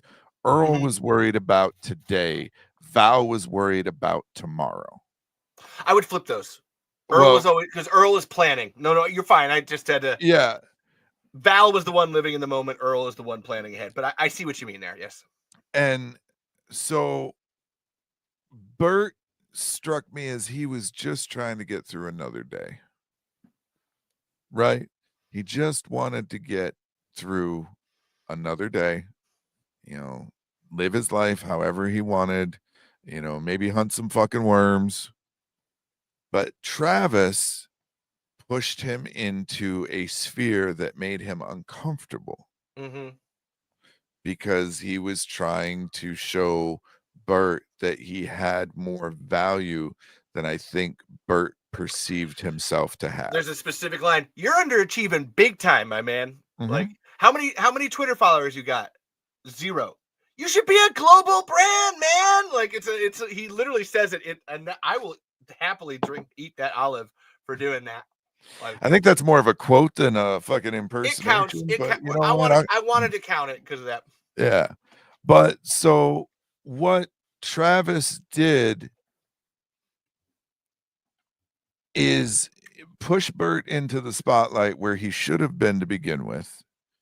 And they also used him as a good way to tell the story because you got interesting shots that you wouldn't have probably been able to bullshit your way into getting, right? Because with Travis being, YouTube and fucking internet and everything based, that means we got like GoPro footage and stuff like that. It was a way to reframe the narrative. A more kinetic camera. I Yeah. think is what you're going for, yeah. Yeah, there you go. But yeah, I think, and honestly, you know, I know Jamie Kennedy's getting up there. He's not as young as he once was, but if Bert's truly fucking gone, which worst mistake they could have ever fucking made, by the way. That's another question. You can get into it if you want, but continue. But if Bert is truly gone, then Kennedy needs to become our new Bert for a little while until that torch can get passed again. Because Kennedy's going to be our only connection then, unless Kevin Bacon comes back, which who the fuck knows. Kennedy will now be our only connection back to the original Tremors universe because he's supposed to be Bert's kid. Oh, I mean, we can find more connections. Oh, I can, bro. We can find connections. You can, but to those the 5, 6, and 7 in particular, like those movies, like to bring them, yeah. Well, but 5, 6, and 7. You know, because of Kennedy, if you bring him back, tie to 1, 2, and 3 because of Bert. Mm-hmm. So, like, yeah, you can find more connections, but for something like Tremors, you want the easiest route possible. Mm-hmm. Play to your audience as much as we might like to think that Tremors is highbrow entertainment with our pinkies out, that the lowest common denominator is the one doing the most in terms of like pushing Tremors. You want to make it easy for people to digest and continue forward. And as much as I would like Bert to still be alive, right? As much as I would love Gummer to have survived, if they do, it'll be kind of a Looney Tunes fucking, you know, survival at this point. And as much as I hate to say it, I do believe Bert is gone.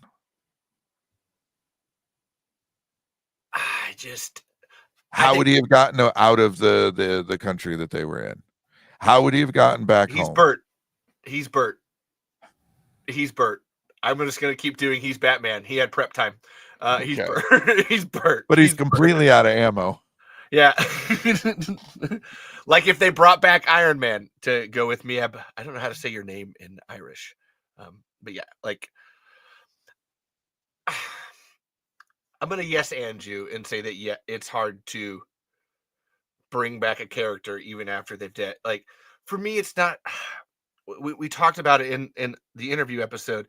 It's not necessarily the story of it that is really bad when you're watching it. It's that fucking montage that happens afterwards where you're like, did they kill Michael Gross? Is Michael Gross actually dead? I can't tell because this looks like something that you would play at the end of a movie when your main actor has actually died. In memoriam. It doesn't read like, oh, Burt Gummer said. It's like, oh no, Michael's dead. To the point where I see people comment that all the time. They assume that Michael Gross died instead of Fred Ward. Like they think that that's why they had to kill him in the movies. You know, he's actually dead in real life. So because I run a Talking Tremors podcast, I have to be hopeful about that kind of thing. But I also see what do you really do? And having talked to Steve and all them, I know that the answer, if they were to truly bring back Bert, would be to like, we just don't even acknowledge that 7 happened. Like, because you can't. See, I think that's the wrong way to go too. I kind of, and see, that's where, okay. So now I'll talk for a minute. You've talked for I'll pick up a ball and talk for a minute. Woo, look at this pretty ball. Stampede knows that too. And they actually have so much respect for Michael and understand everything that he's done to keep the franchise going. And they know that Michael likes Tremors 5, 6, and 7 as he was a part of it, that they don't want to roll back that clock and delegitimize him in any way, which is a fair point to take. So then where do you actually go with that next like actual sequel, which is where the idea of more of a prey/predators thing, where you don't do a direct sequel and you don't bring anybody back. You just do now we're in the past or now we're over here. And then you can have those people show up like a Hiram Gummer style, like Bert in the past, but you know, everybody's a different character. And then when you get the rights and you can come back to the Universal with a bigger dick at the negotiating table, then you can say, okay, now we want everything. and you can play ball with that. But until Stampede can get everything, which is the 2 through 7, then the best option is some one-offer. And I don't see them wanting to poo-poo on Michael. They would probably be more into delegitimizing Kevin Bacon's pilot. Yes, we're talking about Eat the Olive later, but they would probably be more okay with that because it didn't happen and there's not enough of a long-term engagement with Kevin to like be worried about that. But what Michael did exists. It's in the sphere. I don't know, and I don't think they know either, but go ahead. I'm gonna give you a pass on the olive because nobody brought it up except you. Okay. Wow. All right. Okay. Thank you. You're welcome. Hey, tell me about Kevin's Bacon's pilot. There you go. I'm gonna drink the juice. But if I remember correctly, that was a complete dick move too. If I remember correctly, I swear I remember an interview with Michael Gross where he had said that he didn't even know and he wasn't really necessarily looking to be killed off, but they did it anyways. No, that was actually what I talked to you about. I probably showed you it too, but that he saw the writing on the wall, essentially, that Universal was like, oh, we're done with Tremors. Like, because that's the message he was getting behind the scenes. Like, that's what the executives and such were saying to the point where we're like, okay, well, can we at least make the ending ambiguous? Which is why there's a hat and sunglasses that were on his head, technically, just sitting there for no fucking honestly, the hat and sunglasses sitting there is even stupider than Bert being eaten. It's just a dumb thing. But he's always wanted to come back, and he's always like, if there's another one, I'd love to do it. And this is where my frustrating, knowing even more about the behind the scenes, Universal was telling him, oh yeah, we're done with this. And then not a year later did they already start reboot plans. Like, as soon as he died, they were like, they put a Tremors 8 into production and a Tremors 9.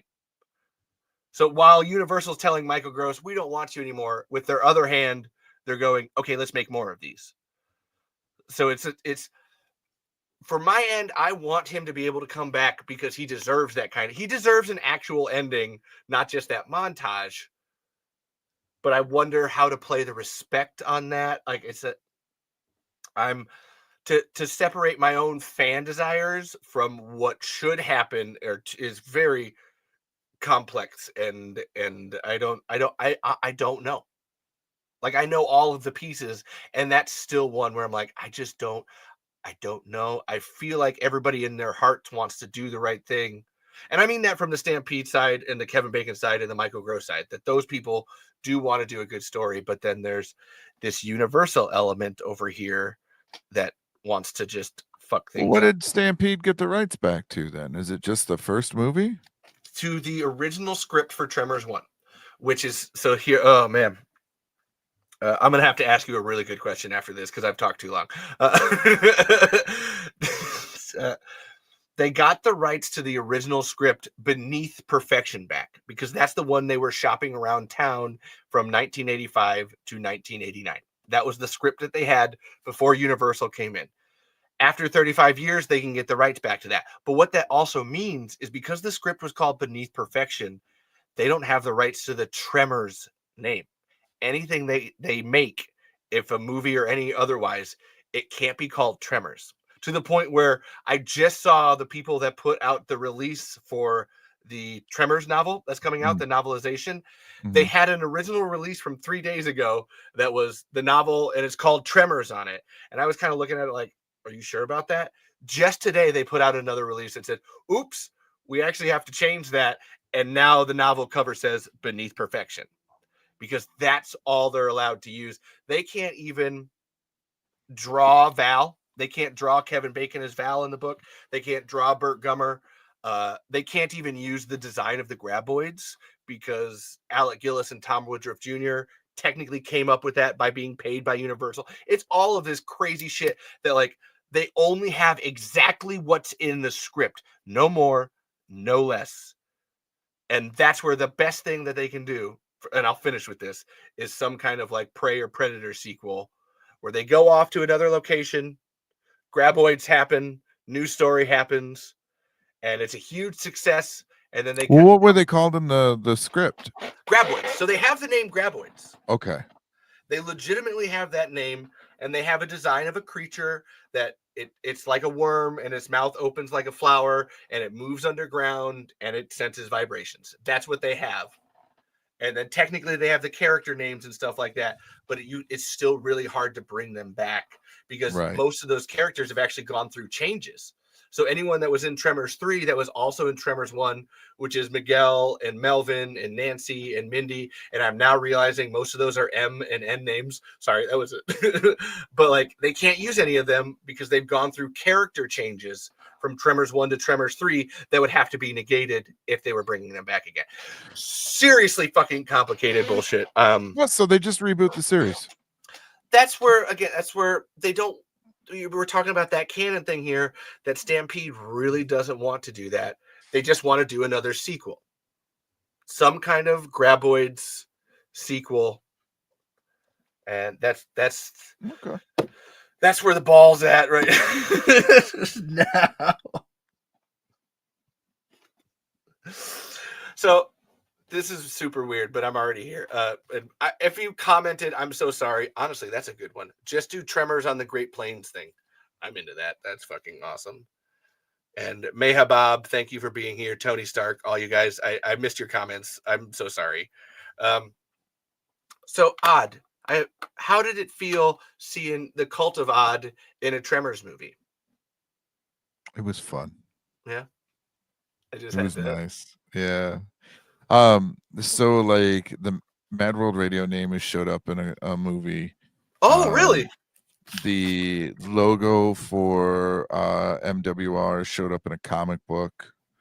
So it's been fun to be part of other productions and whatnot, but seeing it in the Tremors movie that you had made, it was nice. It I wished my mom had still been alive to see it, right? Like she would have looked at it and be like, "This is cheesy." I was like, "Yeah, I know. That's the point." Yeah. Mom, have you not watched the other ones? I mean, come on here. That's the point. Wow. You know what's crazy is I've actually gotten through most of these questions here. I wanted to, you said something that I wanted to repeat, that Tremors is an entire series built on trauma bonding. It is. I just had to repeat that one out loud. Yeah. I was like, God damn, that's good. Oh, okay. Yeah, and then we'll roll tide here.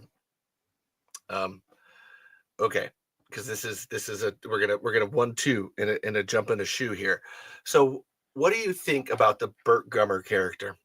Like, do you think that the Burt Gummer character has contributed to the demise of American politics and such? What do you? Is he problematic? Is he a good guy? Is he bad guy?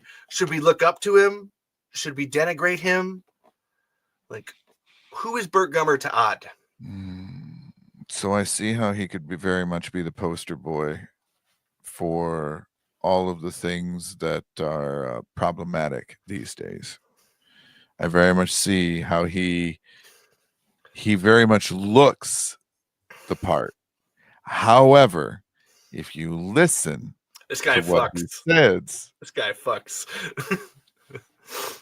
He has a few beliefs, but he doesn't trust the government. He's not fucking licking anybody's boots. Like, I don't honestly believe he gives a shit one way or another what you got hanging between your legs or what you don't have. I think the only thing that he cares about is making sure that his guns are well oiled and his ammo is well stocked. Nice. Right? Yeah, hell yeah. But I do see how that side gloms onto him, right? Because they're all Second Amendmenters, and on the surface, for all intents and purposes, he looks like gung-ho America, but he's really not. You just gotta listen to what he's saying. Don't look at what he looks like. And besides, I know plenty of people on the left that love their fucking guns. So, yeah. I'm not No, allowed I to do- own one because I've been deemed a crazy person, but I still love guns. I don't think for 1 minute that, because I believe what you're getting at is, do I believe Bert would have voted for Trump? Yeah. I mean, no, not No. necessarily that, but just like I like to dissect that character because he's the only one through all of them. So he's a great one to like pull apart as a theme for what Tremors means. Yeah. There's more beneath the surface. Pun. Sorry. But that's what it comes to with Bert, is there's more beneath the surface. Do not take it at face value. Mm-hmm.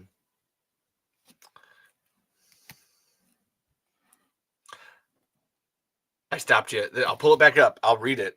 I was listening. I'm not an ammosexual, but I'm a longtime user of them. Yeah, and like I said, no, Bert is not the symbol of everything that is wrong in the country right now. If you just listen to what he says and how he says things, yeah. Yeah. Bert would have hated Trump and Kamala. He would not have voted for either. I mean, trying to think Bert would vote for anybody. That's kind of my point. Yeah. Like that's my like. He doesn't seem like the type to vote for. He'd vote Bert for doesn't even ammunition. Bert doesn't even strike me as the type that would fill out a survey on purchasing a gun or anything That's like how they that. get your information. Yeah. That's how they find you. You know, he legit says that in Tremors 3. He's like, Jody, you put in a barcode reader, you know, they can use that to track my purchases and build a profile on me. Uh-huh. Bert, welcome home. Like he's nuts. Like I don't think, yeah. I'm surprised he has a driver's license. Does he have a driver's license? He'd have to have a passport. He did go Oh, he would. Mm-hmm. Yeah. I think he likes rules. Somebody brought up in the group recently that Bert might be autistic, and I really like that perspective. He likes certain rules. Well, that's autistic people. Yeah. I mean, come And on. and honestly, yeah, Bert fits in the autism spectrum. Look at the guns. He's got his fixation, his hyperfixation. He only likes certain foods. You know, MREs are not something that a normal person likes to eat, but Bert eats them all the time. Mm-hmm. He's very introverted. He has a hard time with people. Even when he's working with them, he's always curt and frank and to the point of bluntness, where you know you could look at him as being an asshole, but really he's just being frank. I thought he was Bert. He's Bert. What? Oh, fucking you. God damn it. Bert was a millionaire. You can buy documents with enough money. I don't know if you can buy those documents, but I'd like that website. Yeah, we don't like all the rules. Very much so. Well, on the subject of being autistic and moving away from things. So, in your current iteration of your show, it's just you. And I don't think you really iterated. I think I said iterated too many times. Iterated. Um, why did you choose to fully go like lose your co-host? Like I must say, I love listening to Ace and Corey and Ollie. Like why beyond wrangling people? Like what made you just be like, no, I have to the cult of Odd is me, Odd alone. Because there's a narrative at this point that I am trying to put out there. Ooh, okay. And I know we use the word narrative and it can mean a lot of different things, but you're a storyteller. We've been telling stories all night. So yeah. When you're dealing with the things that I'm dealing with now, there needs time, there needs research, there needs the ability to look at things under a microscope. And it's easier when it's one person than trying to get others to also look into the microscope and understand what they're seeing to be able to carry a conversation on it. That was it. Sorry. You can keep going, but now I just got it. Yeah. I'd much rather you be in the audience carrying the conversation with me as it's happening than be here, because again, Everything is well thought out. Everything is well researched. Everything is like checked for accuracy. And too many cooks in the kitchen spoils the stew. I know exactly what you're talking about now. There's specific episodes of my show where I'm like, I could have people on, but we need to be focused on this topic, or at least however Levi focused that kind of thing is, because we know it goes all over the place, but like a certain focus. And you have, like, your last one was autism. Autism Built the Country. The one before that was Cuckoo Gachoo. Shit, why can I only remember two back?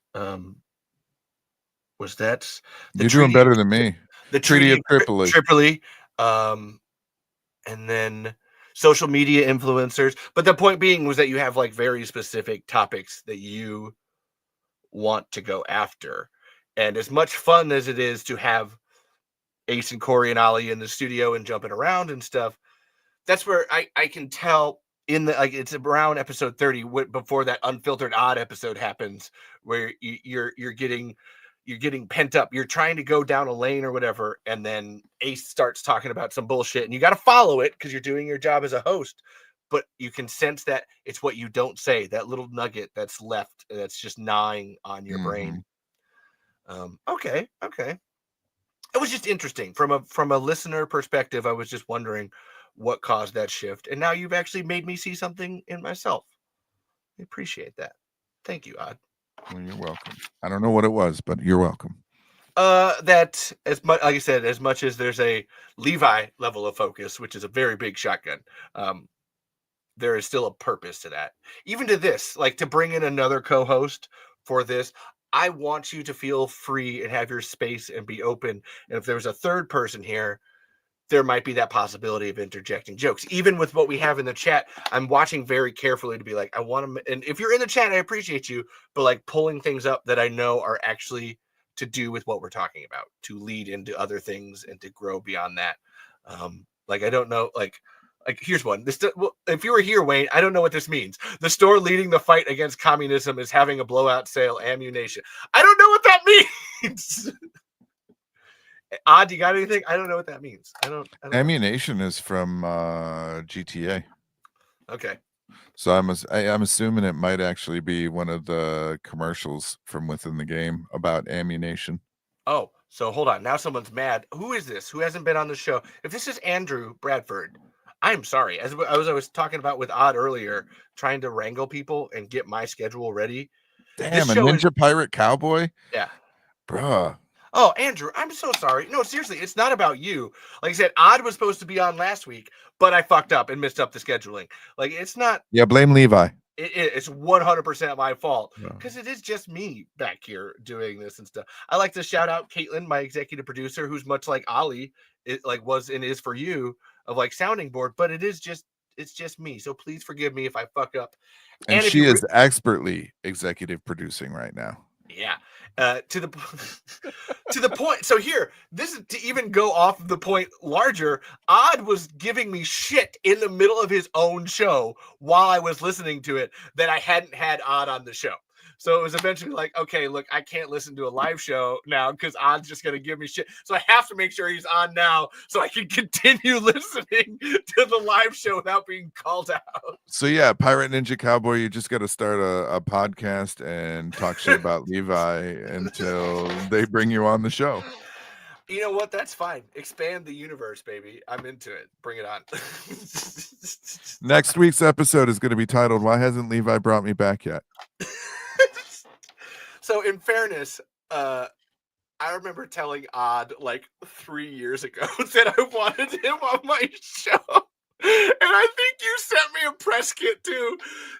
That's how long it's been. Okay, people, this is my fault. I'm a bad person. I am sorry.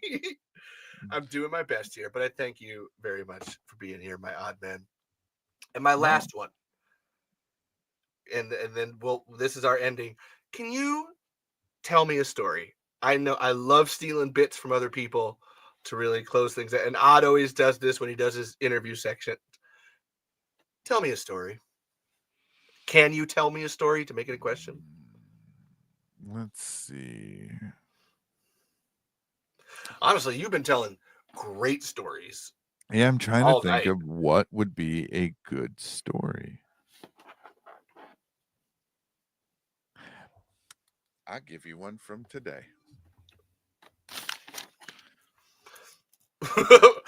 This is gonna sound morbid as fuck, but There was a sense of glee there. I'm excited for this. I want to preface with I said earlier that if there was any form of child abuse you could think of, I went through it. Mm-hmm. Okay. Today, about an hour before I was supposed to do the other podcast that I was on today, shout out to Rico Podcast. There was a knock at my front door. And when I tell you that this knock, in the entirety of my life, I have never had someone knock at my door and bring me more good news in one shot than anyone else. I am in. Okay. What is? Now, please remember everything that I've said up until this point. I It's going am. to I'm be very morbid. curious. I'm very curious. Oh God. So I'm down here. I'm in a Discord VC with my friends. We're trying to figure out what game we want to play. And even though I've got my headphones on, I hear a knock at the door. Now, I didn't hear my brother move, so I thought maybe he was at work. All right, I'll go answer it. I get upstairs, I open the front door, and I don't immediately recognize the individual standing in front of me. However, as soon as they speak, I realize who they are. It's Corey. Sorry.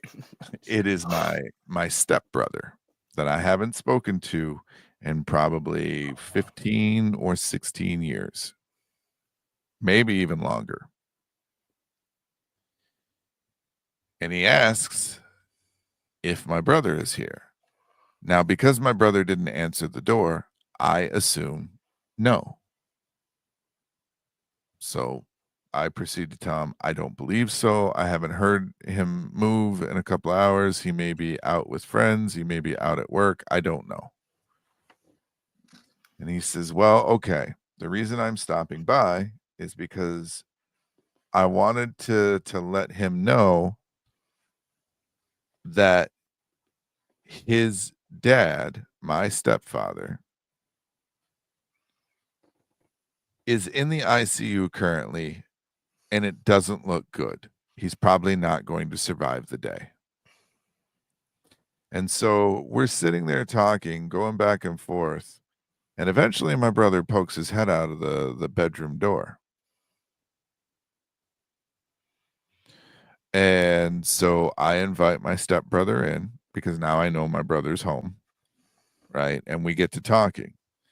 And my stepbrother said, I didn't even know you, meaning me, were here. He's like, last I had heard you had moved out of state. And I was like, oh, I did, but I moved back. And he was like, the only reason I even knew, where you were is because I tracked our brother through online registries, which, by the way, everybody is listed more than likely somewhere on the internet. And if you pay like $50 a month, you can pretty much track anyone down. You don't even need to pay it a month. You can just go Google someone and get some of the information you can get easily. Some of it, if you don't pay, you don't get. But anyways, so he's talking to me and he was like, I wanted to say I'm very sorry to hear about your guys' mother. And he's like, I didn't even know that your mother had passed until I was trying to, find information on, my brother. And he found my uncle's obituary. And I was like, wait, what? He's like, yeah, your uncle died 2 years ago. And I was like, wait, so you came to my door to tell me that my stepfather is dying and about to be dead today, and that my uncle has died 2 years ago? And he said, yeah. I said, do you want a beer?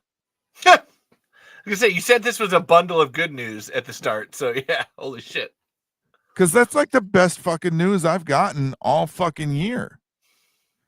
Two of the people that have caused me nothing but problems and pain and strife throughout Okay. the entirety of my life. One of them's already dead, and the other one's on the way out the door. You guys ever seen the movie The Wiz? No, but I can imagine. There's a song in it that is sung as Brand New Day. And that's where my head was at. In fact, a Family Guy parodied it, where there's a bunch of white people that unzip, and then it's black people underneath. Oh, I know I know this. Yeah. Yeah, that song. That's what was going through my head. Now I know you're all sitting there thinking this is fucking morbid. What about your brother? My brother didn't like his father either. Yeah. My Well, I brother didn't imagine if like he his was that uncle shitty, either. yeah. They were both human pieces of shit. And my stepfather, hell was taking that motherfucker a piece at a time. He lost a toe, then he lost a foot, then he lost the bottom part of his leg, then he lost the rest of his leg. He lost an eye. You know, like hell was coming for him.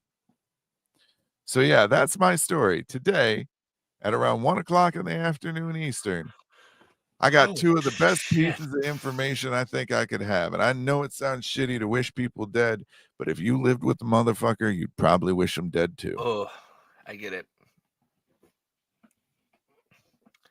Damn. There's your story. Wow. And I had a question earlier that I chose not to ask was, who's your dad? And you know what? I don't want to know. Yeah, my biological father was a human piece of shit, and my stepfather was another human piece of shit. And The only positive male influence in my life was my grandfather. Ding dong, the witch is dead. Wicked witch, witch old witch. Wow. And ironically enough, my biological father died of an asthma attack where his throat closed up and he had an allergic reaction to a bee sting. Like Bridgerton. Sorry. That was.